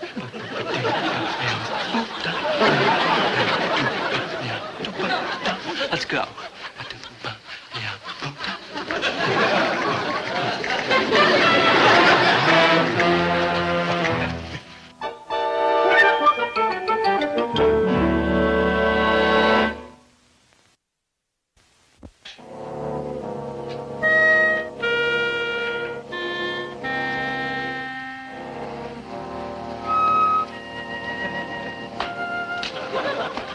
Night. Daphne. I want to explain. Yeah, I'm sorry. I must have dozed off. Are you ready to go to the dance? Well, to tell you the truth, Dobie, I don't feel much like dancing right now. Really? I'm a little tired. Aren't you? Yeah, consider it. That's what you are, Daphne. Gee, you're the most understanding girl in the world. You're very sweet, too, Dobie. Yeah. Well, good night. Good night, Daphne.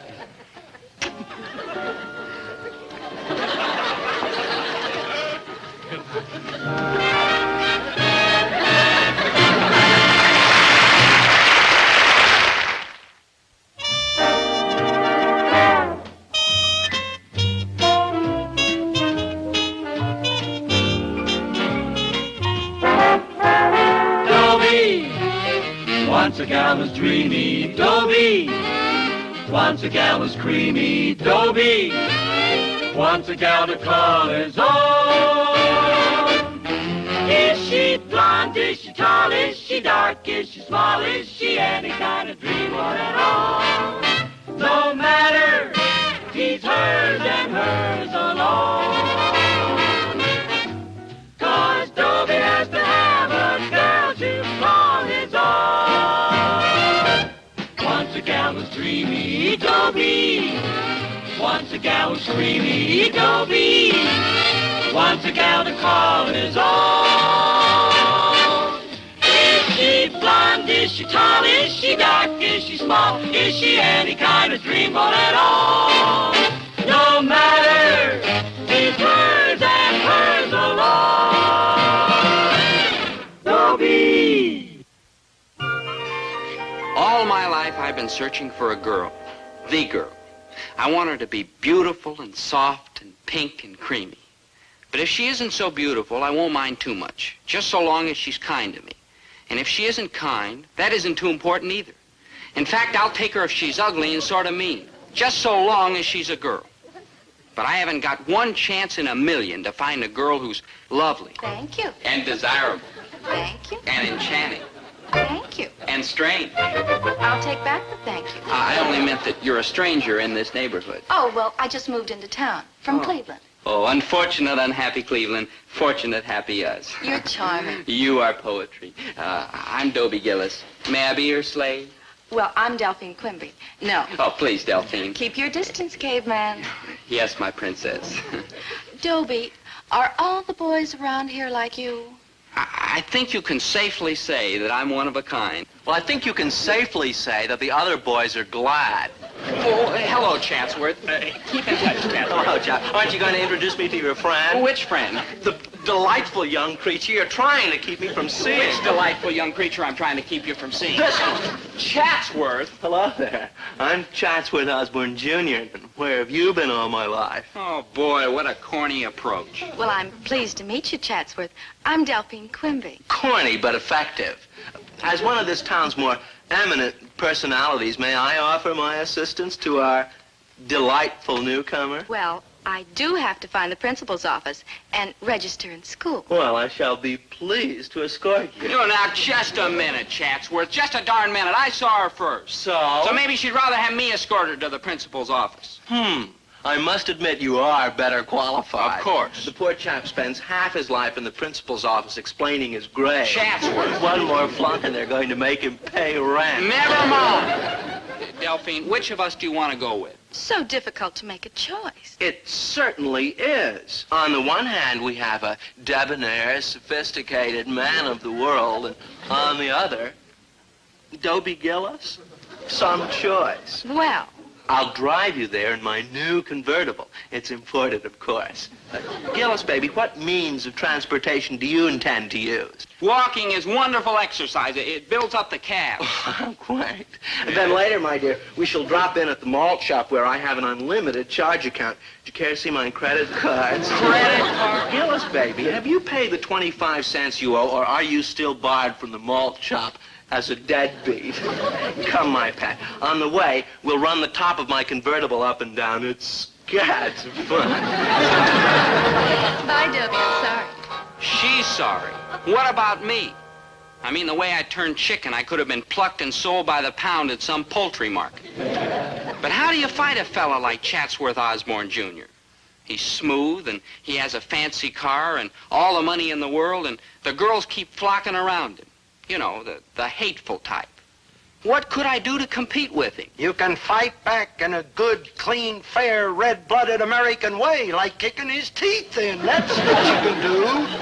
You are Herbert T. Gillis's son, and just as good as any man jack in that school. This is America, and every fellow in this country has got to get it through his head that he's just as good as every other fella.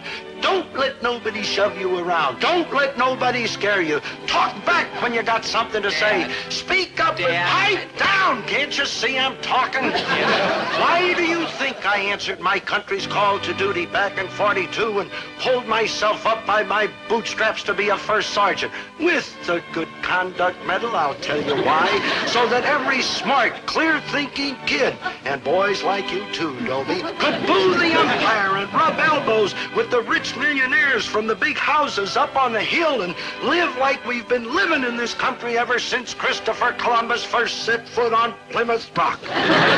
Quiet, Winnie. Right now, that all men are created equal stuff don't apply to women. Dad, I appreciate your advice, but I haven't got a chance against Chatsworth Osborne Jr. He's too much competition. What's wrong with a little honest competition? Dobie, dear, would you want a girl that nobody else wanted? Who would? But that's sure the dead-end street I'm headed for now. Oh, nonsense. You're a fine boy, and you can compete on an equal footing with anybody for a girl or a job or anything you want from this world. Right.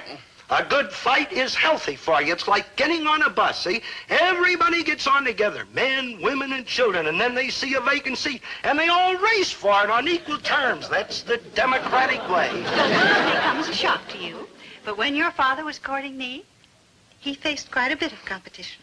I sure did. And I won. Honest? What difference does that make? I won. I got a little sneaky once in a while, like the night I drained the gas tank on Fred Klaus's Rio when he was going to take your mother to the Bach social, and I just happened to drive by in my Essex. Why, Herbert, you devil. Yeah, wasn't I? Oh, mostly it was Marquis of Queensborough rules, son. But when I saw something I wanted, I went out and grabbed it. And that Fred Klaus weighed 250 pounds and came from a mean family. Dad, you're right. I'm going to fight for the girl of my dreams. I'll be a chip off the old block. Attaboy, young chip. And remember, you can always come to me when you think you need advice from the old block's head. It's a comfort to learn that parents serve some purpose in life, however small. He's a nice boy. Well, you get used to him. Gillis Groceries. Oh, hello, Emily. The back fence broadcasting system. Fine. What's new, Emily? George Crute is getting a promotion. Oh, good old George, whoever he is. But his wife caught him coming into the house at 2 o'clock this morning.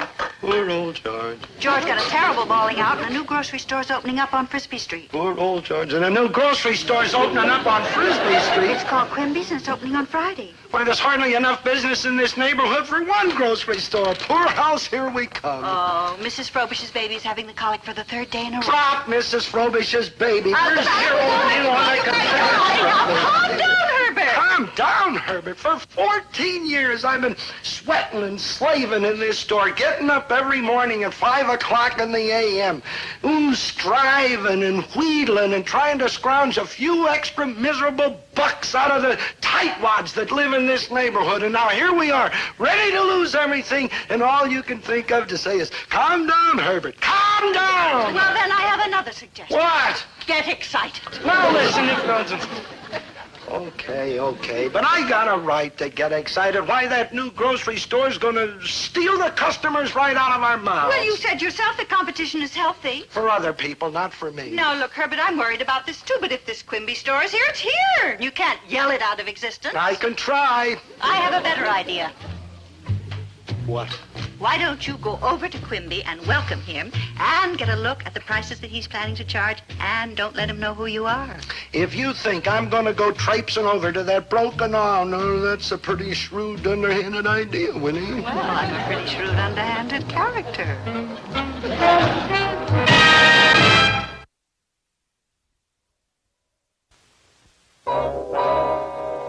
I wish I was a shrewd and underhanded character. But I'm open and honest and full of love. Love for Delphine Quimby. Ah, Delphine. When I think of her, I feel strong and sure.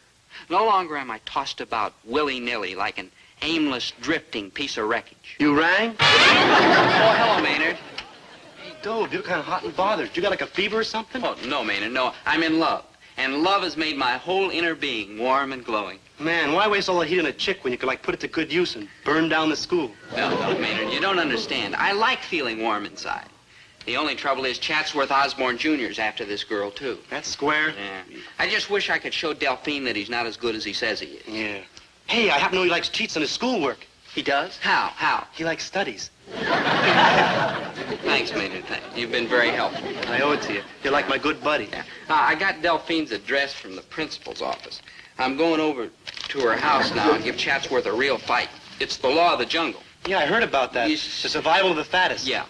That's fittest. Yeah, fittest. Yeah. You see, Maynard, in this world there are the haves and the have-nots. And the have-nots must fight to get what they want from the haves. Yeah, like two dogs barking and growling over the same bone. Yeah, that's good, Maynard. You see? Or a couple of squirrels coursing tails over the same nut.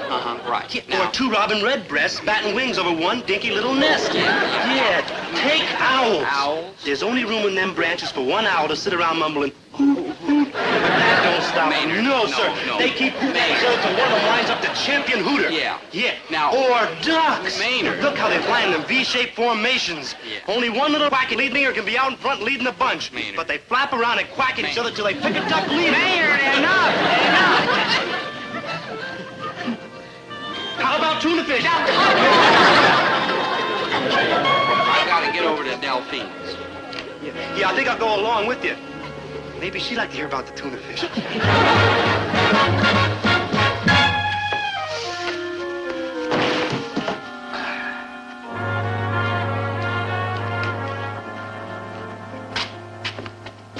Oh, yeah, this is it, Quimby's. I guess Delphine's father runs the store. Man, what a lucky cat. Finding a pet with his name already painted on the door. That's right, Maynard. How do you do, sir? Like, hi, sir. I'm sorry, boys. The store isn't open yet. Sure it is. We just came through the door. No. I mean it isn't open for business. Well, that's all right. We never have enough loot to, like, buy anything anyway. Maynard. You live in this neighborhood, boy? I like to be near my family. Are they all like you? Yes, sir. Except my mother. She's, like, shorter. Maybe I was a little too hasty when I moved away from Cleveland. Yes, sir. I just came in to see Delphine. I'm Dobie Gillis. Well, hello. I'm Delphine's father. How do you do, sir? I'm Maynard G. Krebs, and my father's much like me either. He's like left-handed. Gillis. You live around here, too? Yes, sir. My dad owns Gillis's Grocery over on Norwood Street. Oh. What kind of a store are you opening? Open your eyes, man. You're like selling boxes. What? We're selling boxes. Oh, you've got it up here, boy. Hi, Dobie. Oh, hi, Delphine. This is my friend Maynard G. Krebs. How do you do, Maynard? Like, hi. Maynard's just leaving. I am? Yes, Maynard. Delphine and I have a very important matter to discuss. We do? You bet we do. Chatsworth Osborne Jr. may have won the first round this afternoon, but I have only begun to fight. Yay, good buddy! Maynard, you were leaving. Oh, just when things starting to swing. Do I, like, have to? You like have to, like so long. Like likewise. Delphine, my great tawny animal. We live by the law of the jungle. Now that I've found you, competition will only spur me on to greater efforts. Like, hi, Mr. Gillis. That cookie, you didn't by any chance buy it at Quimby's grocery store, did you? Oh, no, sir. I'm always, like, too chapped to buy anything, so I always shop at your place. Quimby's grocery store? Yeah, I'm on my way over there right now to find out what that crook is up to. Oh, like, stop, Mr. Gillis. Don't go there. Let go of me. Oh, it's, like, dangerous in that neighborhood, Mr. Gillis. They're expecting, like, a typhoon or a hurricane or an earthquake or maybe both. Maynard, they ought to declare your head a disaster area. Oh, Dobie, I'm so glad I found you. I could never be interested in a boy as conceited as that Chatsworth Osborne Jr. Yeah. Here, let me help you. Oh. There, that's a lover's knot. Oh, really? Delphine, you're as smart on the inside as you are beautiful on the outside. Oh. Boys like him are so shallow and self-satisfied. Yeah. Would you help me with this breakfast food card? Oh, I am at your command, my soft pink angel. I mean, I've had enough of those shipless playboys in Cleveland. Yeah. I mean, when a girl reaches 17 and becomes mature, she prefers the more modest, sincere type. Yeah. And now the ketchup bottles. Of course. Delphine, I don't like to brag, But I have a reputation of being one of the truly modest, sincere types of the North American continent. I knew that the moment I saw you, Dobie. Yeah. Here, let me stack these crackers for you, my sweet. You see, crackers, ketchup, breakfast food. Delphine, what kind of a store is it? No, don't tell me. What's the matter with you? It's a grocery store. I asked you not to tell me. Dobie, what's the matter with you? You're acting very strangely. I've devoted a lifetime to avoiding at my father's store, and here it just snuck up on me. Dobie! My father will murder me. I gotta get out of here. Maynard, will you please get out of the way? Your father. Maynard, whatever you're trying to tell me, it can wait. He can wait now. How do you do? I'm one of your new neighborly neighbors in the neighborhood. Oh, how do you do, sir? We don't open the store till Friday. Well, that's all right. I just dropped in to look around. I'll be my guest.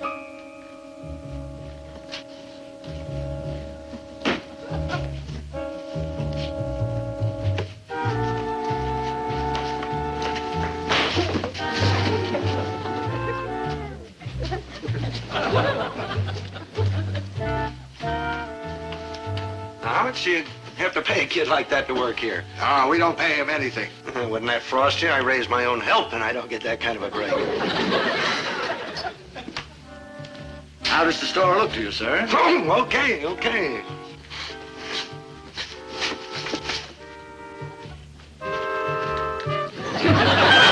Say, how much you getting for this soap here? Which soap? This one. Oh, that brand is selling for 38 cents a box. 38 cents a box, but you could charge 45 and get rid of every box in the store. 45 cents? Isn't that a little overpriced? Well, the grocer over on the next street's charging 50. Gillis? Of course.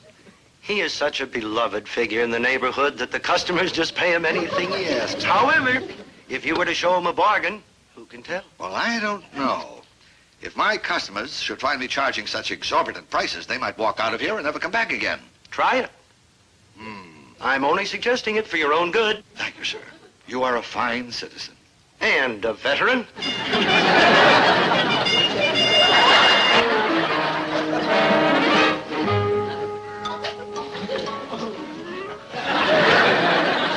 How much you getting for these peaches? 21 cents a can. Gillis is getting 30. No. Yes, why, you could charge 28 for these and clean up. Well, thank you very much, Mr. Dobbs, Fred C. Dobbs, yes. You've been a big help. Oh, that's okay. I don't mind helping out when just...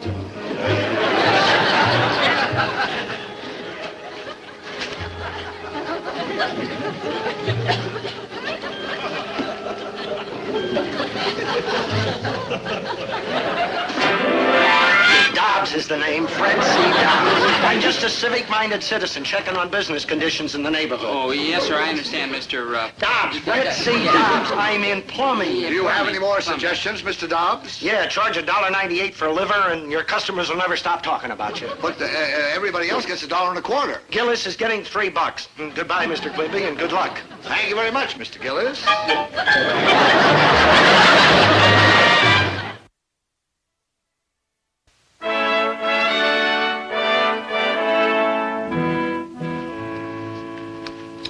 Afternoon, Ma. Oh.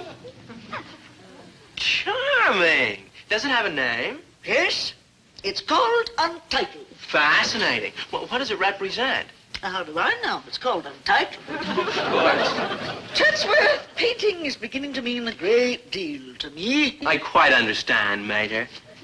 It's an emotional release. It gives me the opportunity to express myself. It gives me the chance to forget you and the memory of your father, God rest him. Moms, I'm devoted to you. Oh, devoted but nasty. You're an husband. The older you get, the nastier you are. Well, the curse of aristocracy. You know, your great-grandfather, Phineas Osborne III, lived to be 94. You know what he died of? What, pray tell? Nastiness. Confusion. Mums, I need your help. Naturally. What is it this time? I'm about to lose a young lady to a grocer's son. Oh, how degrading. You must help me win her back, or I shall lie down on the floor and hold my breath until I turn purple. That's an excellent idea. That's the way your father won me. But, Mums, you've got to help me. Chatsworth, I will not. Very well. I'll do it myself. Fidelio? Oh, here's an Osborne. Whatever he does, I know it'll be nice.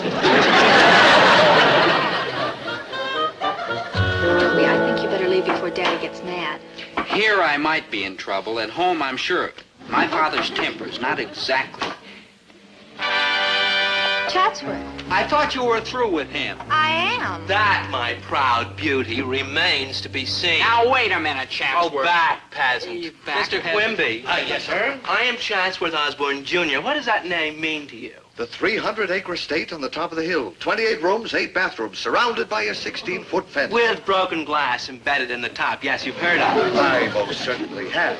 Is there anything I can do for you, sir? Anything at all? There is. Can you fill this order? Oh, I'm sure I can. Caviar, 10 pounds. Imported. Anchovies. The finest. Italian cheeses, Polish hams, pheasants. Plump. Do you realize this order must be worth at least $200? Naturally, we do not entertain the beer and Skittles set. Well, I can run right down to the warehouse and have this order filled for you immediately, Mr. Osborne. Sir. Excellent. And we will bring you a similar order at least once a week, more often when the crowd returns from the Bermuda yacht races. Thank you. Do you hear that, Delphine? We're on our way. We'll be rich and prosperous. New fur coats for your mother. A trip to Florida. Quite. Mr. Quimby, there is one small condition attached to these profitable orders we intend to place with you. Oh, anything, sir. Anything at all. I would like a date with your daughter. Sure thing, my boy. Delphine, I want you to take the rest of the day off from work. I want you to go out with this charming young man. I will not. She will not. Who asked you? Delphine is not to be bought and sold. I'm not a chattel. No. Upstairs, chattel, and put on your new dress. No, Daddy. When I told you I'd throw you out of the house if I ever caught you wearing again. Rather amusing contest of will. Mr. Quimby, I'm shocked that you would treat your daughter in such a way. Oh, pipe down. Never. This is America, and every man, and that means boys too, has a right to fight for the woman of his choice on equal terms. Oh, has Chatsworth been upsetting the working classes again? Oh, that nasty boy. Mrs. Osborne, what Chatsworth is doing is horrible and, well, un-American. Horrible, yes. Un-American, no. Why, our ancestors were here months before those Johnny-come-lately pilgrims. That's just the point. They came over here and fought for freedom. Take this ancestor. Obviously a fine, upstanding soldier of the Revolutionary War. He rowed the boat for Benedict Arnold. Well, look at this wonderful face. A rugged Indian fighter. That was Geronimo Osborne. Geronimo Osborne? He joined the Apache tribe. Wyatt Earp had to shoot him. I'll bet this little old lady did plenty to make you proud of her. She worked for Betsy Ross. She kept trying to change the color of the flag to black and orange. They finally got her for counterfeiting. Moll Osborne, they called her. Oh, she was a mess. I'm sorry, Mrs. Osborne. I didn't mean to drag out all the family black sheep. But you have, haven't you? Yes, I have, yeah. Well, but your point is well taken. It is? Yes, where but in America would our beastly relatives have had the freedom to behave as abominably as they did? True. Gillis, Chatsworth needs a kick in the ancestors. What would it take for you to compete with him on equal terms? Money. In other words, would a substantial grocery order each week serve the purpose? Would it? Dad'd have to pay me a salary to help fill it, and I'd be able to take Delphine out. That, so be it. Then I shall divide my groceries equally between Quimby and Gillis. Oh, thank you, Mrs. Osborne. You're a real human being. Yes. Now, this is Oliver Osborne at Bunker Hill. He wasn't there long enough to see the whites of their eyes. And 6 pounds of imported dates. I'll go out in the storeroom and unpack them. I gotta hand it to you, boys. Since we've been getting these Osborne orders, we're in top financial shape. Yeah. Even with the 50 cents an hour I'm paying. Yeah, 75 cents an hour. 75, now listen. 75 cents an hour, Herbert. I heard you promise. Okay. Benedict Arnold. A friend of the Osborne. Hi, Dobie. Mrs. Gillis. Hello, dear. Hi, Delphine. Gee, Delphine, I'm sorry about the dance tonight, but we've got to get Mrs. Osborne's orders filled. Oh, that's all right. I understand. I just dropped by to tell you how proud I am that you're helping your father like this. Yeah. Well, it's partly loyalty and mostly the money he's paying me. But it's for us, my sweet, even though it's keeping us apart right now. I say, come on, Delphine, baby. You're going to the dance with him? Well, I wanted to go with you, Dobie, but you're so busy working tonight. Well, what could I do? Ta-ta, chap. Happy packing. Mom, What, dear? I gotta kill that boy. I just got it.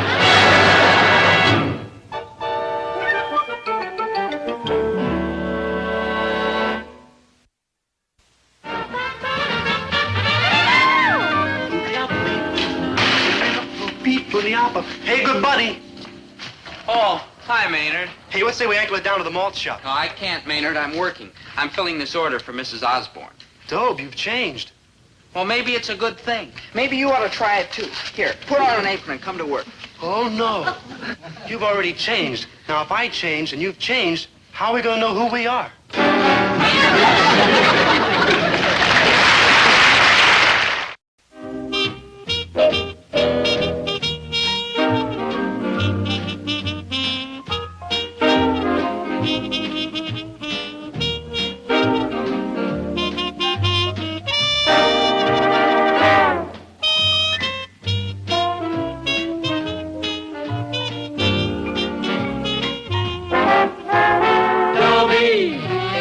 Once a gal was dreamy, Dobie. Once a gal was creamy, Dobie. Once a gal to call his own. Is she blonde? Is she tall? Is she dark? Is she small? Is she any kind of dreamboat at all? No matter, he's hers and hers alone. 'Cause Dobie has to have a girl to call his own. Once a gal was dreamy, Dobie. Once a gal was creamy, Dobie. Once a gal to call his own. Is she blonde? Is she tall? Is she dark? Is she small? Is she any kind of dreamboat at all? No matter, he's hers and hers alone. Dobie. My friend Maynard G. Krebs is a truly beautiful human being. On the inside, I mean. Now, on the outside, well... Maynard, everybody's watching. Chatsworth, in a Western, you'd root for the Indians. Dizzy Gillespie. Where? Sleeping Beauty has returned to the land of the living. Like, hi, where's everybody been? Ever since I've been a teacher, lo, these many years, I've learned to expect a certain deficiency of communication between pupil and instructor. I've experienced this unhappy state of affairs in varying degrees, sometimes small, often considerable. But never, Mr. Krebs, never until you registered in this class has this lack of communication reached absolute perfection. And for this, I owe you thanks. Oh, it was like nothing. I know, but thanks anyway. For the bleak present, shall we all turn to page 281 of this week?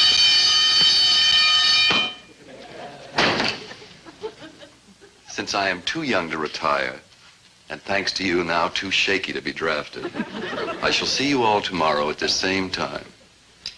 On your mark, get set, dismiss. Oh, Mr. Osborne. Yes. I want to congratulate you on your excellent term paper. Yes, it was rather smashing, wasn't it? Especially the subject matter. The care and preservation of family fortunes accrued before the outrageous tax boost of 1889. Fascinating, isn't That's it? the word, fascinating. You know, taxation of the aristocracy is the bugaboo of my social circle. And the square circle. Yeah. Mr. Milfloss, I know we have entered the era of the common man, but this is ridiculous. Please, I have enough fighting when my wife starts in on me for not going into air conditioning. Mr. Milfloss, I must inform you that I shall not be attending class next week. I shall be in Bermuda. In the middle of the semester? Well, of course. It's the yacht racing season. Oh, forgive me. I have raced a yacht and, must be days. Days. You see, in the interscholastic Blue Water Trophy sale... Interscholastic Blue Water Trophy sale, yes. Our school colors will fly from the mast of my speedy 51-foot sloop. And I shall strive my utmost for good old Central High. Ship ahoy, mateys. Boy, what a creep. The creepiest. I mean, a boy like Chatsworth Osborne Jr. is bound to be different. Yeah. Remember, he was born with a silver spoon in his mouth. Ooh, no wonder he talks like funny. Please, Maynard. The teachers' union says that during recess, I am entitled to 8 carefree, relaxed minutes during which I am to think happy thoughts. Yeah, well, we're sorry to bother you, Mr. Milcross, but this is important. Maynard has a problem. Now, how can I help you, Maynard? Come on, Dobe. We gotta, like, make tracks. No, Maynard, no. You have a problem. You can't run away from it. I'm not trying to run away from it. I just wish it had run away from me. Maynard. Now, this sounds serious. It is, Mr. Milcross. It's a question of Maynard's whole future. Well, that's a question in itself. What's to become of it? You mean whither is he drifting? Yeah. Yeah, like whither? I don't quite understand. This has been Maynard's problem for... How old are you, Maynard? Like 18. Whither is he drifting has been Maynard's problem for 18 years. Why the sudden panic? Well, yesterday when he got a -2 on -2? Yeah, on his history exam, we decided it was time for action. Yeah, I like answered 2 questions wrong. The teacher didn't even ask. Yeah. Whither am I drifting? Well, Maynard. Mr. Milcross, you're a nice man. Thank you. And smart, too. Thank you. For a teacher. I mean, somebody has to save Maynard, and we picked you. Well, those are the breaks. Look, Mr. Milcross, Maynard isn't hopeless. He has a friendly personality. True. And an upright moral character. True. And a good head on his shoulders. No kidding, Mr. Milcross. Maynard would really amount to something if we could ever get him moving in the right direction. But he keeps going around in circles. Yeah, I'm like dizzy. Yeah. Maynard, your problem is not unique. Many young men these days find themselves in your shoes. Mm-hmm. Yeah. In the same situation. They lack a goal in life. Maynard, what Mr. Milcross means is, does anybody depend on you? I got like 4 goldfish. Do any people depend on you? Yeah. Dobie? No, I kind of like depend on him. Yeah. Anybody else? Like nobody. You take it from me, Maynard. If somebody depended on you, counted on you, looked up to you, you'd soon find that your life would take on purpose and direction. I gotta get some more goldfish. Now, what you need is a girl. A girl? Sure, Maynard. It happens to everybody. Oh, no, I'm scared of chicks, Dobe. Oh, now in the that's movies, silly. they eat all my popcorn. They run ahead of me through doors. And in the girls' gym, they giggle about me. Don't worry, Maynard. Someday you'll find a girl who really needs you, and then you'll forget all about your little problems. Yeah. Where am I gonna find a chick that, like, needs me? I mean, don't it have to be somebody I'm better than?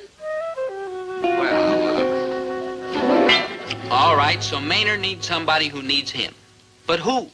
Or what? And why? Nope, it's a sad but true question. Who needs him? Like, who needs me? Maynard, stop running yourself down. Name like one person who needs me. Well? Just a minute, I'm thinking. See? I'm like lost. Doomed. You've always got me. Yeah, I'm like lost. Doomed. Thanks a lump. No, good buddy. I just meant that you don't need me. If I was to flake off someplace, you'd keep swinging and never even know it was gone. I'm like lost.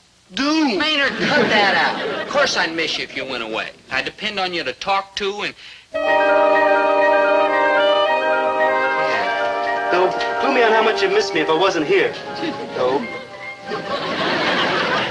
Daddy? My name's Dobie Gillis. You're a vision of loveliness. Pardon, mais je ne comprends rien. Huh? Est-ce qu'il n'y a personne qui parle français? Il me faut aller au bureau du principal. Oh, German girl, huh? Aidez-moi, s'il vous plaît. Je suis étrangère ici et il me faut aller au bureau du principal immédiatement. Oh, I got it. You're French. Yeah, mademoiselle. Ah, tu parles français? No. Mais c'est Wait a magnifique, minute. c'est No, super. me, Americano. What are you looking for? Looking, you know? Where are you going? Go. Can I help you? Just say, what did I say? I'm only trying to talk to you. You don't speak very good English, do you? Dobe, quit your yammering at the poor chick. Here. Oh, merci, mon cher protecteur. It's okay. You're giving her the willies. Celui qui a commencé, il me dit que je pourrais Anytime. aller... Wait a minute. You speak French? French? I don't even speak English. Then how do you know what she's saying? I don't know, Pops. Just kind of like dig what she says. It's got a beat. Oh, man. It's all right, immigrant girl. Dobie didn't mean to scare you. Oh, merci. Oh, Maynard G. Krebs.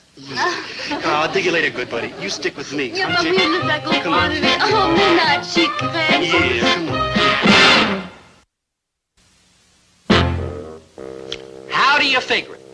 I mean, here was this lovely creature who was so Parisienne that she made Maurice Chevalier look like he came from Cleveland. And she was talking up a storm to Maynard, who has trouble reading a label on a bottle of French dressing. I mean, it was spooky. But they sure seemed to understand each other. And for a while, it was the best thing that ever happened to Maynard.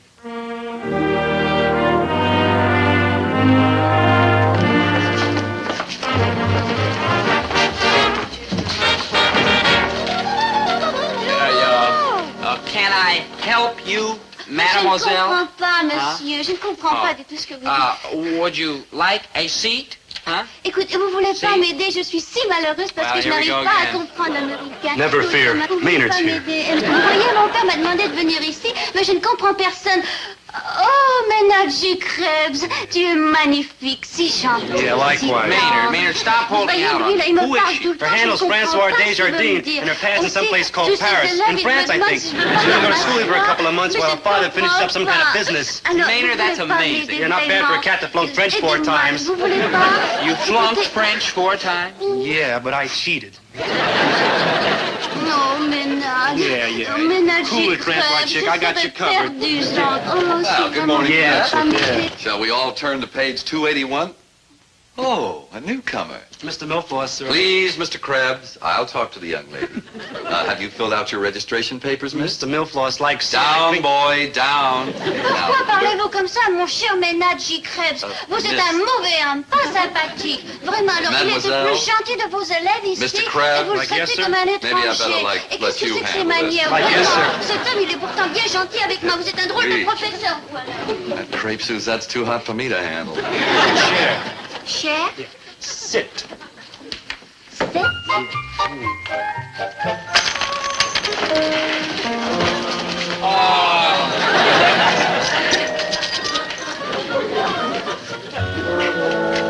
Pencil. Pencil? Yeah. Like paper. Like paper? Yeah. Mr. Milfoss, we're like ready. Maybe a long time before I am. He's like a teacher. Teacher? Mr. Milfoss? Yes, Mr. Gillis? This is Maynard G. Krebs. He's like a friend of mine. I'm so happy for you both. Maynard was on clouds 9 through 109 inclusive. He'd finally found somebody who needed him, and it was turning him into a man. It was beautiful.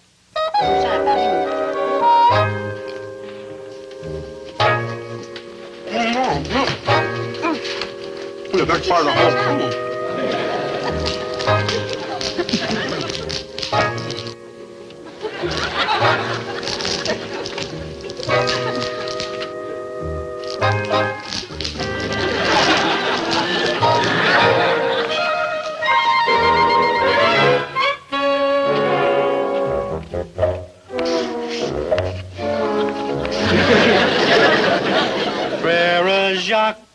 Frère Jacques, dormez-vous, dormez-vous. Oh, mais c'est très bien, c'est très très bien. Now you do the one I taught you in English. Yeah, like cool. What Mr. Milfoss said really came true. Now that Maynard had somebody who needed him and looked up to him, he knew whither he was drifting. Right away, his grades started to get better. They were rapidly rising to a D average. And then, disaster. Hi-ho, gang. Home is the sailor, home from the sea. Hello, Mr. Milfoss. Welcome home, Mr. Osborne. How did you make out at the yacht race? 2 firsts and a second. Oh, congratulations. Here, our school colors. They flew from the mast of my speedy 51-foot sloop. I would have had a clean sweep except for some beastly trouble with the lightning foretop jibsail. Those lightning foretop jibsails will get you every time. Well, what have we here? Oh, je m'assieds ici parce qu'on m'a dit que c'est une chaise inoccupée. Hoist your bilge pump and vague off, Chatsworth. You don't like dig your lingo. Oh, not your lingo, perhaps, mon enfant. But Mumsy and I have not been wintering in the Riviera just for the pâté de foie gras, you know. Mademoiselle, c'est un grand plaisir de vous bienvenir à notre pays et à notre école. Your hand. Je m'appelle Chatsworth Osborne Fils. Chatsworth Osborne feed. It means Chatsworth Osborne the son, or in your vernacular, Junior. Oh, well, sure, everybody knows that. May we? We may. All right, my young multilinguals. Class dismissed. Drôle, ces Américains, n'est-ce pas? Français comme un vrai Parisien, monsieur Osborne-Fils. On m'appelle Chatsworth, ma chère. Je m'appelle Françoise. François. Desjardins. Françoise Desjardins. François. Quel nom de Oh, non, Ménard. Il y a vraiment des choses que je peux apprendre de quelqu'un qui me comprenne. Par exemple, est-ce que vous connaissez le professeur What? ici? Est-ce qu'il est difficile? François, non. Aussi, Beg off, Gillis, Ménard? baby.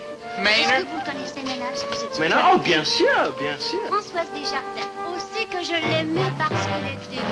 Doom. Lost. Maynard, stop dramatizing. She's only a girl. Only a girl? The only girl I ever liked look on like a girl. I'm lost. Doom. This really hit you, didn't it? Right in the heart. Here, Maynard. That's okay. Maynard, you're not going to lose, Francois. That Chatsworth Osborne Feast. She went for you once. Yeah, only the old Feast barreled in. But Jim, she can like talk. You talked to her. No, we like Doug. We didn't like talk. Well, that proves your two hearts beating as one. Maynard, love can overcome any obstacle. Not all them parley-voos and silver plates. Yeah, leap over the language barrier. Appeal to her as a man. Me? Dobe, you gotta be Josh. No, Maynard, we're gonna give you a complete overhaul. You're as good as Chatsworth any day. First, some new clothes. What's wrong with these? This might be tougher than I thought.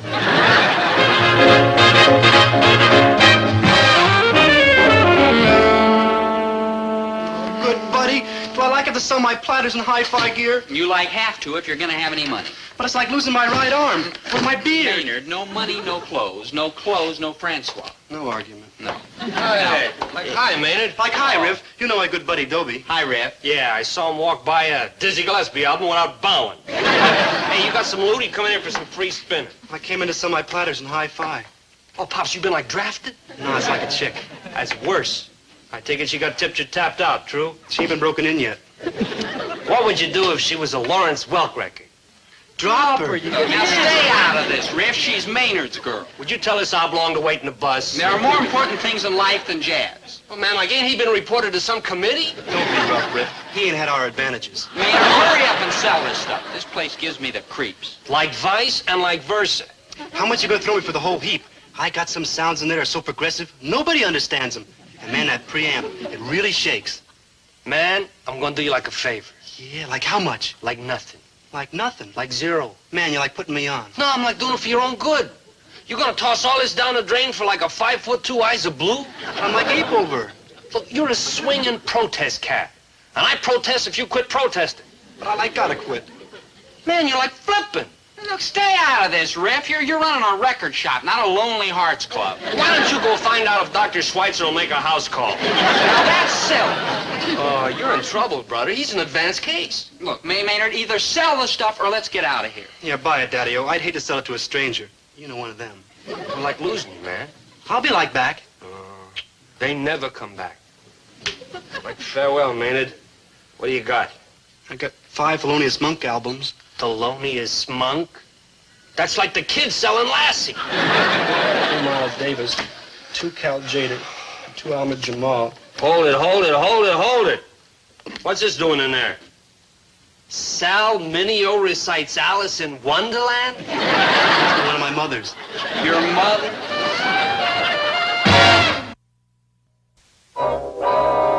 It took a lot of weeping and wailing, but Maynard finally sold his records and got enough money to buy a new sport jacket and a shirt. But that was only the preliminary. The main event was still to come, and Maynard was going to get hit right where it hurts.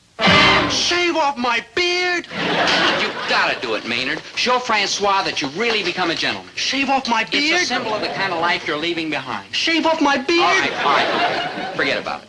Run around for the rest of your life looking like a slob. I was going to say eccentric. However... you're right, Dobie. I'm a slob. I gotta do it. Oh, you won't be sorry, Maynard. It'll change your whole way of living. They'll call you that clear-eyed, clean-cut Maynard G. Krebs. Yeah. You won't be an outsider. You'll belong. Shave off my beard? Shave off his beard? Oh, sure. Yeah. Bring him over in a half hour. Okay. Maynard Krebs. They want me to shave off his beard. Maynard Krebs? I gotta tell my kid. This is like seeing Haley's Comet.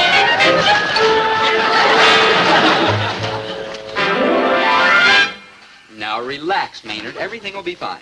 Dobe, I'm scared. Now, Mr. Sneed is a very experienced barber. Aren't you, Mr. Sneed? Why, in 22 years, I haven't lost a patient yet. You hear that, Maynard? Pretty funny, huh? Good buddy, I won't like out. Maynard, now there's nothing to worry about. I'll be right here next to you. Promise? I promise. Yes. Maynard.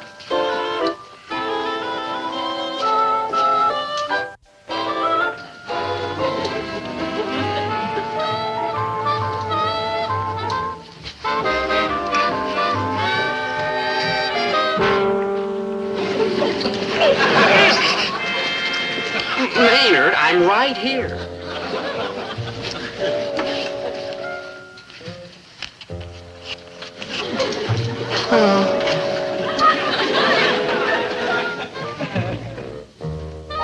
Gee, I feel like Benedict Arnold. It's for his own good. Shave him already.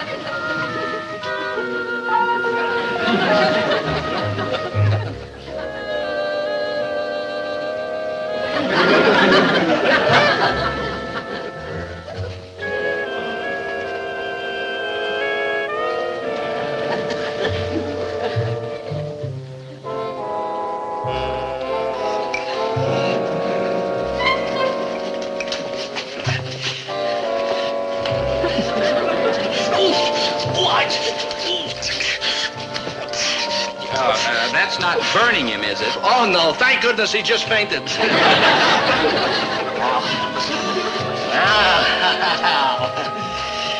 Now for the unveiling.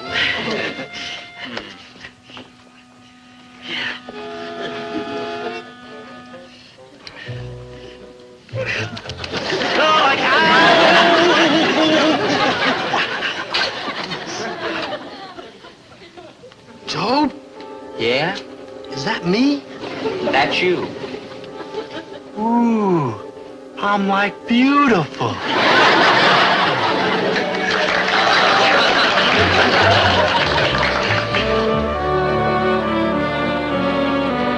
Like, hi, Mr. Millpause. Hi, Mr. Millpause. Like who? It's me, Maynard. You're kidding. No, sir. It's him, all right. Ah, mademoiselle. Maynard, c'est toi? Maynard G. Krebs. For you, ma chère Francois. Kind of tough to do with sneakers. Qu'as-tu fait, lui, là? You dropped your flowers, Francois. You dropped your... Dites-moi, quand vous étiez à Paris, I'll où pick them up for you, êtes-vous resté? Francois. À l'hôtel moderne sur la place de la République. Here's your flowers, Oh, Francois. mon hôtel favori est sur la place de la François. Concorde. Oh, mon What kind hôtel of thing? favori, moi, il est sur la place de la Concorde. Mais je connais votre hôtel aussi, je suis You don't want my flowers. Je connais cet hôtel-là. I got no girl. Petit I got no beard. Pour les étudiants. Oui, c'est ça. Moi, quand vous étiez ici à Paris, Maynard. je connais- Maynard. Francois. Je l'ai pas dit. Maynard. Vous savez- Maynard, can you get along without us, Mr. Millpause? I'd certainly like to try. I'm like lost. Doomed. Doomed. Lost. Maynard, we're not going through that again. She like hates me. She looked right through me like I was indivisible. Maynard, that's invisible. Yeah, invisible. I know you're suffering, but you've just got to be brave. How can I? I'm like naked. Maynard, I'll make it up to you. Yeah, let's go over to the malt shop. I'll treat. How about the movies? They're showing a great double feature. The Monster That Devoured Cleveland and The Son of the Monster That Devoured Cleveland. Maynard, remember, it's better to have loved and lost than never to have loved at all. Ask me, I know. Uh-oh. Chatsworth is pretty mean to come down here just so you can rub it in. Unfortunately, chap, that's not why we're here at all. Parlez maintenant. Ah, Tom, ma chère. You can't know how this pains me, but Francoise wants me to give you a message. Like a message? I don't want to do it, but we members of the aristocracy have a certain obligation to our social inferiors. Noblesse oblige, they call it. Go on already. Well, she wants me to tell you that Tu insistes. J'insiste. J'insiste. Go Dites-lui ahead. que je l'aimais parce qu'il était bon et aussi que je vous parlais parce que j'avais tellement envie de parler le français. Françoise wants me to tell you that the only reason she ever paid any attention to me was because she was dying to speak French with someone, anyone. Oh, how degrading. Aussi que je l'aimais parce qu'il était tellement bon. Also because you were good. Like true. Et gentil. And kind. Like true. Avec un cœur d'or. Like true. Wait, Krebs, baby, I didn't even translate it yet. I need you. I dig what she says. Mais il a changé, il porte de nouveaux habillements et il acte comme un garçon différent. She liked me the way I used to be with my beard and my sweatshirt. Le garçon que je vois maintenant, il n'est pas le vrai Maynard G. Krebs. She says The way I am now is not the real Maynard G. Krebs. La true, la true. You haven't lost her, Maynard. She just wants you the way you used to be. Yeah. My sweatshirt. Oui, oui. Yeah, my beard. Oui. And Francois. Man, that's living. Vive le Maynard. Vive le Dobie. Vive la France. Vive the Eiffel Tower.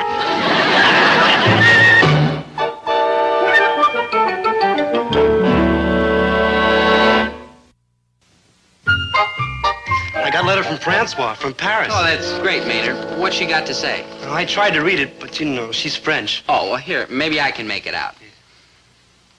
You, couldn't read this. Not a word.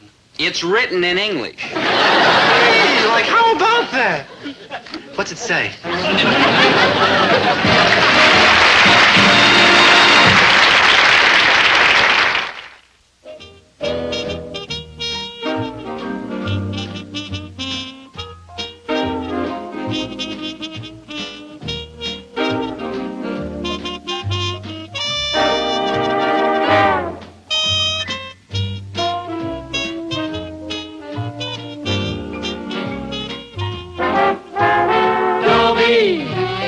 Once a gal was dreamy, Dobie.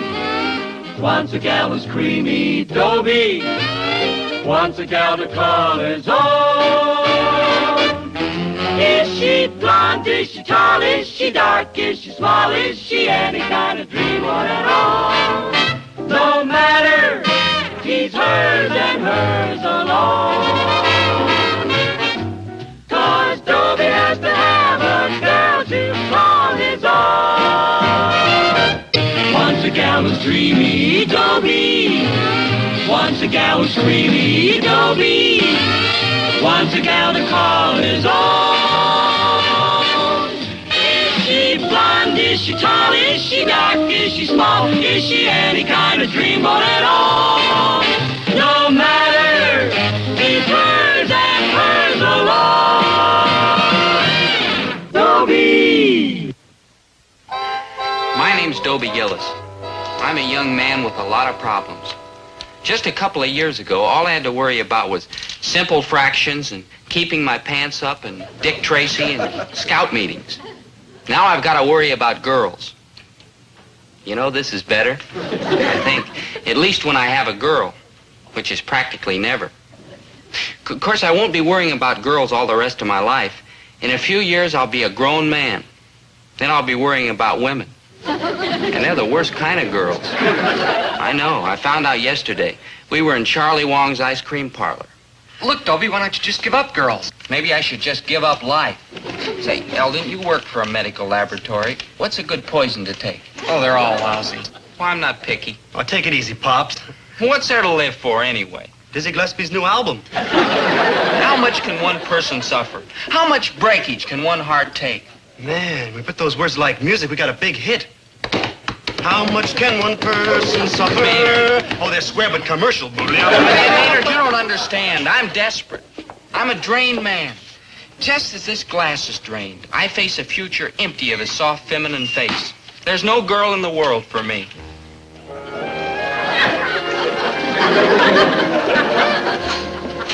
Who's she? Man, that's a cool tune. Doc Simpson's nurse, Valerie Brown. Sweet Valerie Brown. First cousin to Georgia. I make deliveries to her office, and sometimes she touches my hand, and it burns. Listen, get away. Come on. Miss Brown? Yes? Yeah, you know Eldon. Yes, I know Eldon. Yeah, and this is Maynard Krebs. How do you do, Maynard? Ooh, man, that burns. And do you have a name? Yes, I have. Dobie Gillis. Glad to meet you, Dobie. Well, we've met. It was one night last week. You had wings and you hovered over my bed. And I heard music from 1,000 violins. Well, you're beautiful. When can I see you again? Tonight. Look for me. I'll be flying low. I found her. I found her at last. What are you saying? She's about 25. You'd be like your math teacher. You don't dig it, do you? There's no love in this life greater than the love for an older woman. I think I'll marry her. Marry her? You mean like what happened to your mother and father? Dobe, you need a new set of plugs. She doesn't even know you're alive. She'll know. Just wait and see. Say, when do you make your next delivery to Doc Simpson? 4 o'clock. I'll do it for you. Take the afternoon off. You his friend? Yeah. He needs friends.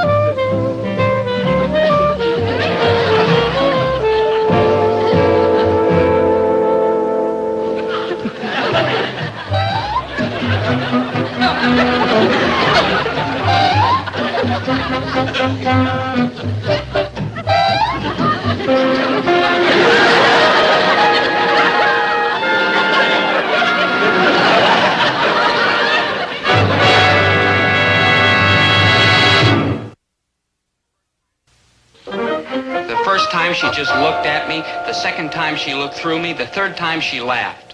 I think I'll die. Oh, she was like too old for you anyway. She was mature. Hey, let's go to a movie. When she smiled, she warmed you from the light in her eyes. I think they're playing The Monster Who Devoured Cleveland. She looked at me, my soul was seared to a nice golden brown. The second feature is Space Accountant. And the sad, hard fact is I made no impression on her. Third feature is Gone with the Wind. I tried everything in the book. The fourth feature... Everything but dropping dead at her feet. The fourth feature is... I've got it. Maynard, I've got it. Hit me square between the eyes. Why didn't I think of that before? What? Sympathy. That's the fourth feature, Tea and Sympathy. Cool, healing hands on a fevered brow. Her hands, my brow, my Valerie. Yeah, the fifth feature... Maynard, I'm gonna get sick. Oh, not here. I'm not just plain sick. Real fancy sick, like half dead. So her heart can go out to me in sympathy. Man, your needle's like Slip the Groove. From sympathy to love is only a hop, skip, and a jump. Let's go. Hey, the fifth feature not is... to the movies, to the library. I've got to get sick. In the library? Research, Maynard. When you've got an ailment, there's nothing like knowing the proper symptoms. You like rickets? Shh. You like rickets? That's for babies.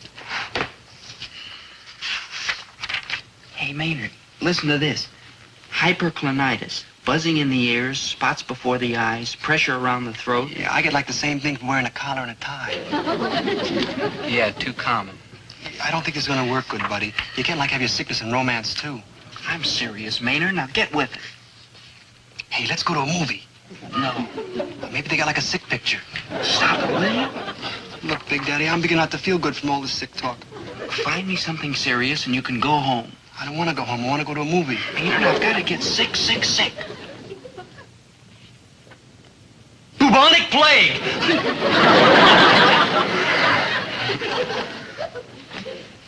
Bubonic plague, man, that's got a beat. I couldn't come down with that. Why not? It's for bubons.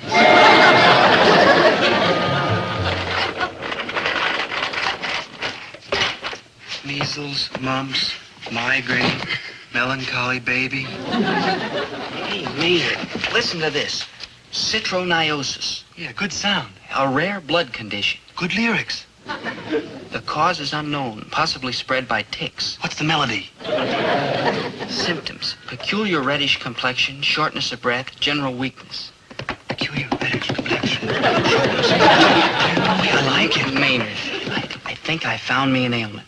Congratulations. When are you like going to come down with it? First thing tomorrow morning, right before breakfast. Yeah, only one thing bugs me. How are you going to fool the doctor? Look, Maynard, when you've got a pain in your side, how does the doctor know you have it? Radar? Everything which is in here, I've got. Yeah? Shortness of breath? General weakness? Spasm in the stomach muscles? Facial twitch? Nausea? Any more? You don't need it anymore. You're very sick. Can you see Valerie holding me close and saying, poor, poor boy, my darling, hurry and get well. Come on, let's get out of here. I want to practice my symptoms.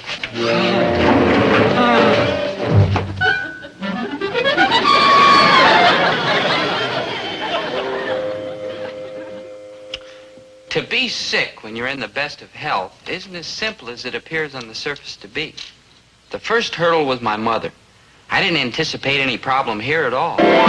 Nonsense. You're a fine, strapping, healthy, red-blooded, all-American boy. Then my dad came over, and he wanted to know what was wrong.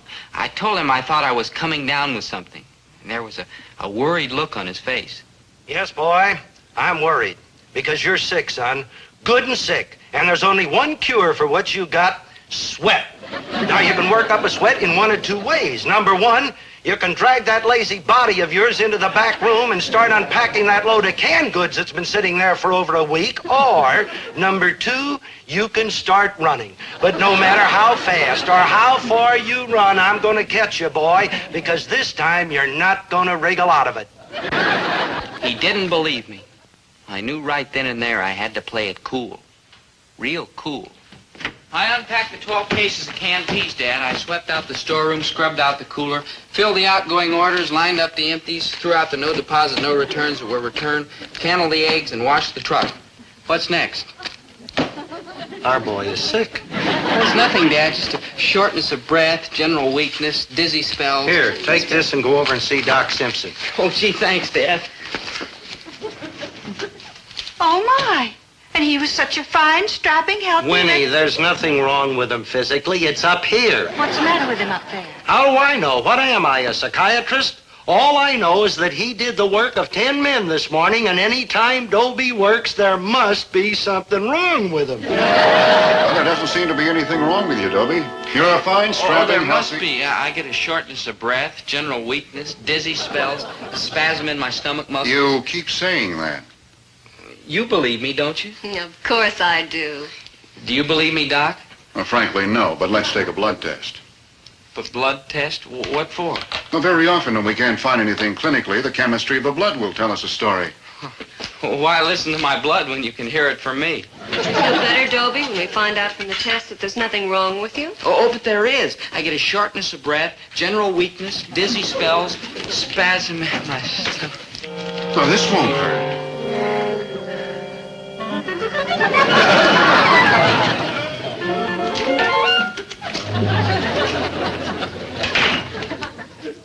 Maynard, what are you doing here? Waiting for Dobie.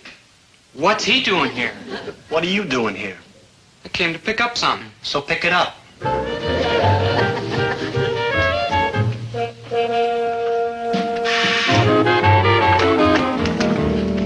Here, Alvin, rush this right down to the lab. It's Dobie Gillis's blood.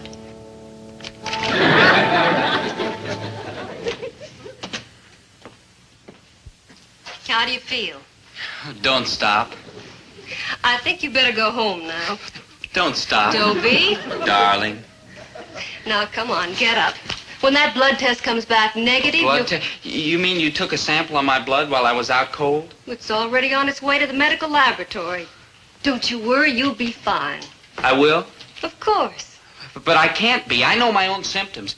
Shortness of breath, general weakness. The blood never dizziness. lies. Never? Never. But supposing it comes back positive. It won't. If it's supposing it does. Well, then we'll find out what's wrong with you and we'll make you well. Will you care?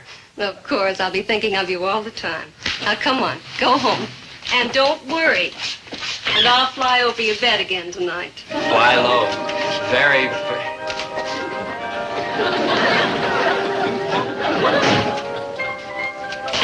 Now what? What? The only thing wrong with that boy is you. Oh. He's got a crush on you. That's why he's here, to be close to you. That's silly. Why should a fine, strapping... Those are the kind who get crushes. Like me, when you walked in here the first time. You mean like me, when I pretended to be sick? And the test was negative. Oh, but I was positive. So was I. Love me? Uh-huh. Will you miss me? The 2 days will be like 2 years.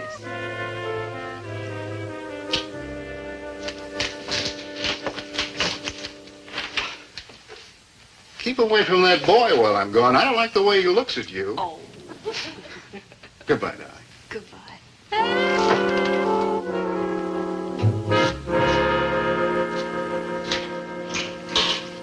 All right, what did the doctor have to say?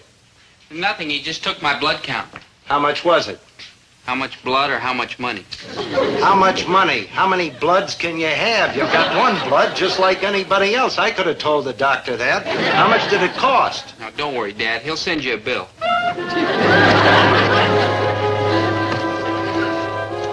I gotta kill that boy. I just gotta. Now, Herbert, Dobie's a wonderful boy, and you know it. He's a wonderful boy. He's a wonderful human garbage disposal. That's what he is. There's only one thing keeps that boy from being a genuine, all-out juvenile delinquent. He's too fine. He's too lazy. There are no delinquent juveniles. There are only delinquent parents. We shouldn't think of them as a child. We should be modern and progressive. We should take the psychological approach. Do you know why Dobie runs after girls all the time? No, I got a pretty good idea. Have you seen some of those girls he's running after? He'd be out of his mind if he didn't chase them. Why, if I were just a few years younger, I'd still be chasing you. And that is a very good idea. Don't change the subject. This is important. The reason that Dobie runs after girls is that he needs love. You have been reading those magazines again. Which magazine? You know which magazines. Those women's magazines. Dobie needs love. Dobie needs a shot in the head. That's what Dobie needs. I should have clobbered that kid the first time he got out of line. And you know, I never laid a hand on that boy. Not once. Oh, why didn't I? Because that's primitive. Primitive? Listen, my father clobbered me, but plenty. All week long, we went around the store liking each other. Nothing was said. And then on Saturday night, when I got ready to take my bath, he called me over and he ticked off everything I had done wrong on Monday, Tuesday, Wednesday, Thursday, and Friday. And then my father did his duty. He took me down in the basement and he gave it to me. And did it ruin my life? Did it make me a criminal? No! I am a solid citizen. I am a down-to-earth, middle-of-the-road, stable, solid, level-headed, even-tempered, mature, conscientious. I rest my case.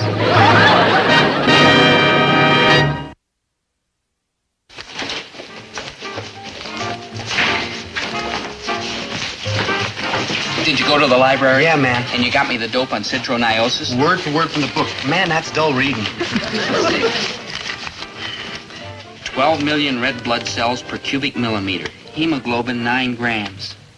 Boy, that sounds serious. Now let's go to a movie. You know, first we gotta get to Eldon before he delivers a report to Doc Simpson. Then we go to a movie. No, then we louse up the report to fit my symptoms. Then we go to a movie. No, then we take my report with all that hemoglobin jazz in it and substitute it in place of the real one. Then we go to a movie? Then we go to a movie. Nah, I saw the picture 3 times. What else you want to do? If we just... Oh, here he comes. Remember, give him the old double talk. Leave it to me. Hey, what's with you guys? I got deliveries to make. What's so important? Sit down and we'll tell you. Man, wait till you hear this. What a blast. You know the Franticus Pratt? When he and the Finance and the Browns got together and I said, who, Eldon? Not Eldon. They said, yeah, Eldon. He would never any time. And what do you think? Yeah, what do you think? What are you saying? Tell him, Maynard, I got a Stromnik on the Lucky Go. I'll be right back. What's he got to do? He's got a Stromnik on the Lucky Go.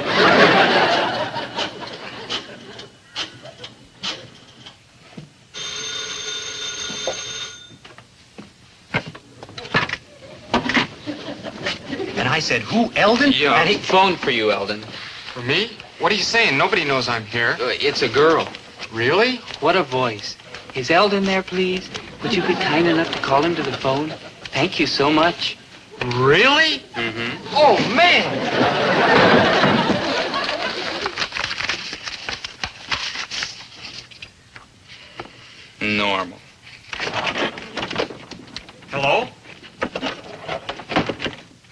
Eldon? Yes, this is Eldon. Lucy. Lucy? Lucy who? Lucy Heckendorn. Remember we met on Front that time and we laughed? What's that? Don't tell me you've forgotten like so soon. We had such a truant. And I said, you don't mean that. And you held me tactile all the way. I did? Lucy Heckendorn. H like in heck. I don't remember you, but I certainly would like to. Well, I remember you. You're that tall, handsome Fleminic man, aren't you, with Placinic hair? Your time is up. Deposit 10 cents for the next 3 minutes, please.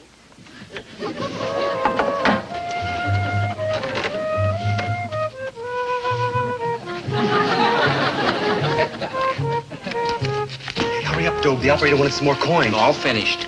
Oh, and just in time, too. Who was it, Eldon? A girl. A girl? Met her at a party once.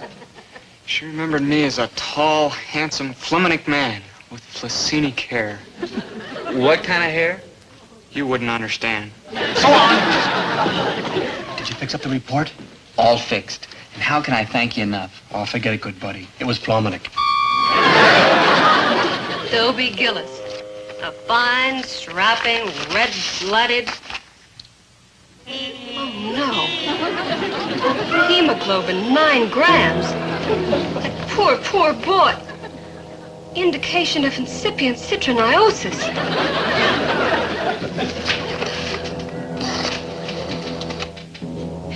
Operator, this is an emergency. Get me the health department, quickly.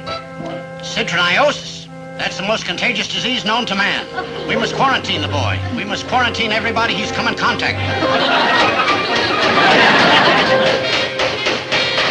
No, I don't know where he is. Isolation? If I get my hands on him, I'll send him to Madagascar, let alone to the Board of Health. Listen, you better open my store or I'll sue the city. There's nothing wrong with my boy, and what the heck is this whatever you said? Oh, yeah? Well, listen, you just better open my store, that's all. Whatever he said. And he was such a fine, strapping, healthy, red-blooded... All-American dodo. My own flesh and blood closes my store. I wonder if he's really sick. Of course he is, and we have to find him. We? The whole police department's out looking for him. Do you know what our little boy has done? He has caused a panic. I hope he doesn't catch cold on top of everything. Phone Dr. Simpson. It's very urgent. When did he leave? Oh, thank goodness. Goodbye. Dobie. Oh, I don't feel well. Stay where you are. Don't move. Huh? You're very ill, Dobie. Oh, did my test come back? What did it say? I told you I didn't feel good. I've been away all day worrying about myself, wondering what the result of my test was, hoping that I would feel your cool hands on my hot head. Don't come near me, Dobie. Why, darling? You have a very serious ailment. I have? Extremely serious. What have I got? Citroniosis. Really? Let's stay where you are. Valerie, my Florence Nightingale, what's wrong? You're contagious. I'm what? Oh, now, don't be frightened, Dobie. The police will be here soon. They're going to put you in isolation. Dr. Simpson will do everything he can for you. The police? Isolation? What for? I'm a fine, strapping, healthy, red-blooded, all-American boy. Oh, here you are. Oh, wait, this is all a mistake. I'm normal. Come along, son. You'll have the best of care. I've got a boy your age. He's a fine, strapping, healthy, red-blooded. Goodbye, Dobie. You'll be all right. Hey, I'm all right now. I haven't got anything. Come along, son. Well, wait, better fumigate this room. Look, ask Maynard. Ask the medical laboratory. I don't feel good. I know. I'm not going anywhere. Take your hands off me. This is a free country. No. Don't you worry. They might find a cure for it one of these days. What are you talking about? I got nothing to cure. Miracles happen every day. Look at penicillin, the race between aspirin and bufferin. I won't go. I won't. Jim! What's going on here? I'm being railroaded, Doc. Let the boy go. Let him go. He's sick. I'm his physician. I'll take the responsibility.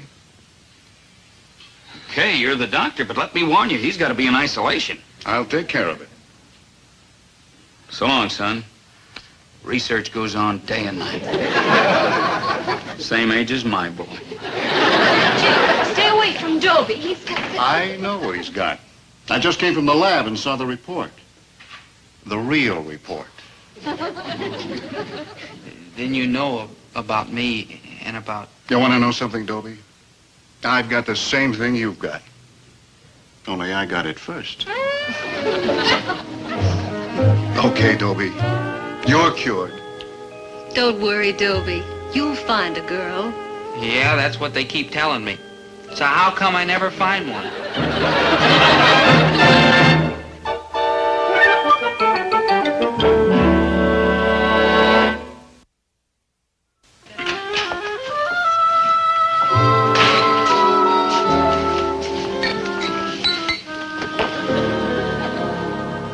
You're on the sauce again, Dobe. What's the matter, good buddy? Same as always. No girl. All that research we did, wasted. Valerie loves Doc Simpson. Oh, cheer up, Big Daddy. You'll get a girl, and that old bluebird of happiness will, like, fly again. Never.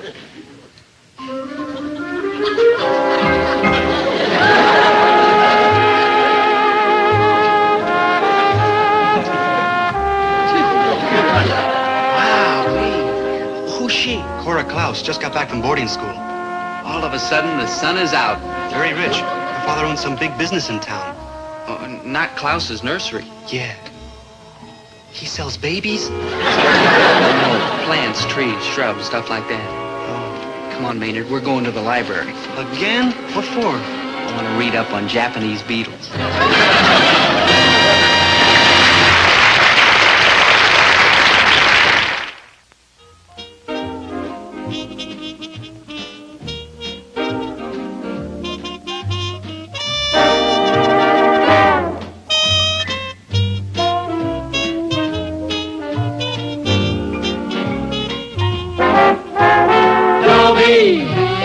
Once a gal was dreamy, Dobie. Once a gal was creamy, Dobie. Once a gal to call his own. Is she blonde? Is she tall? Is she dark? Is she small? Is she any kind of dream one at all? No matter, he's hers and hers alone.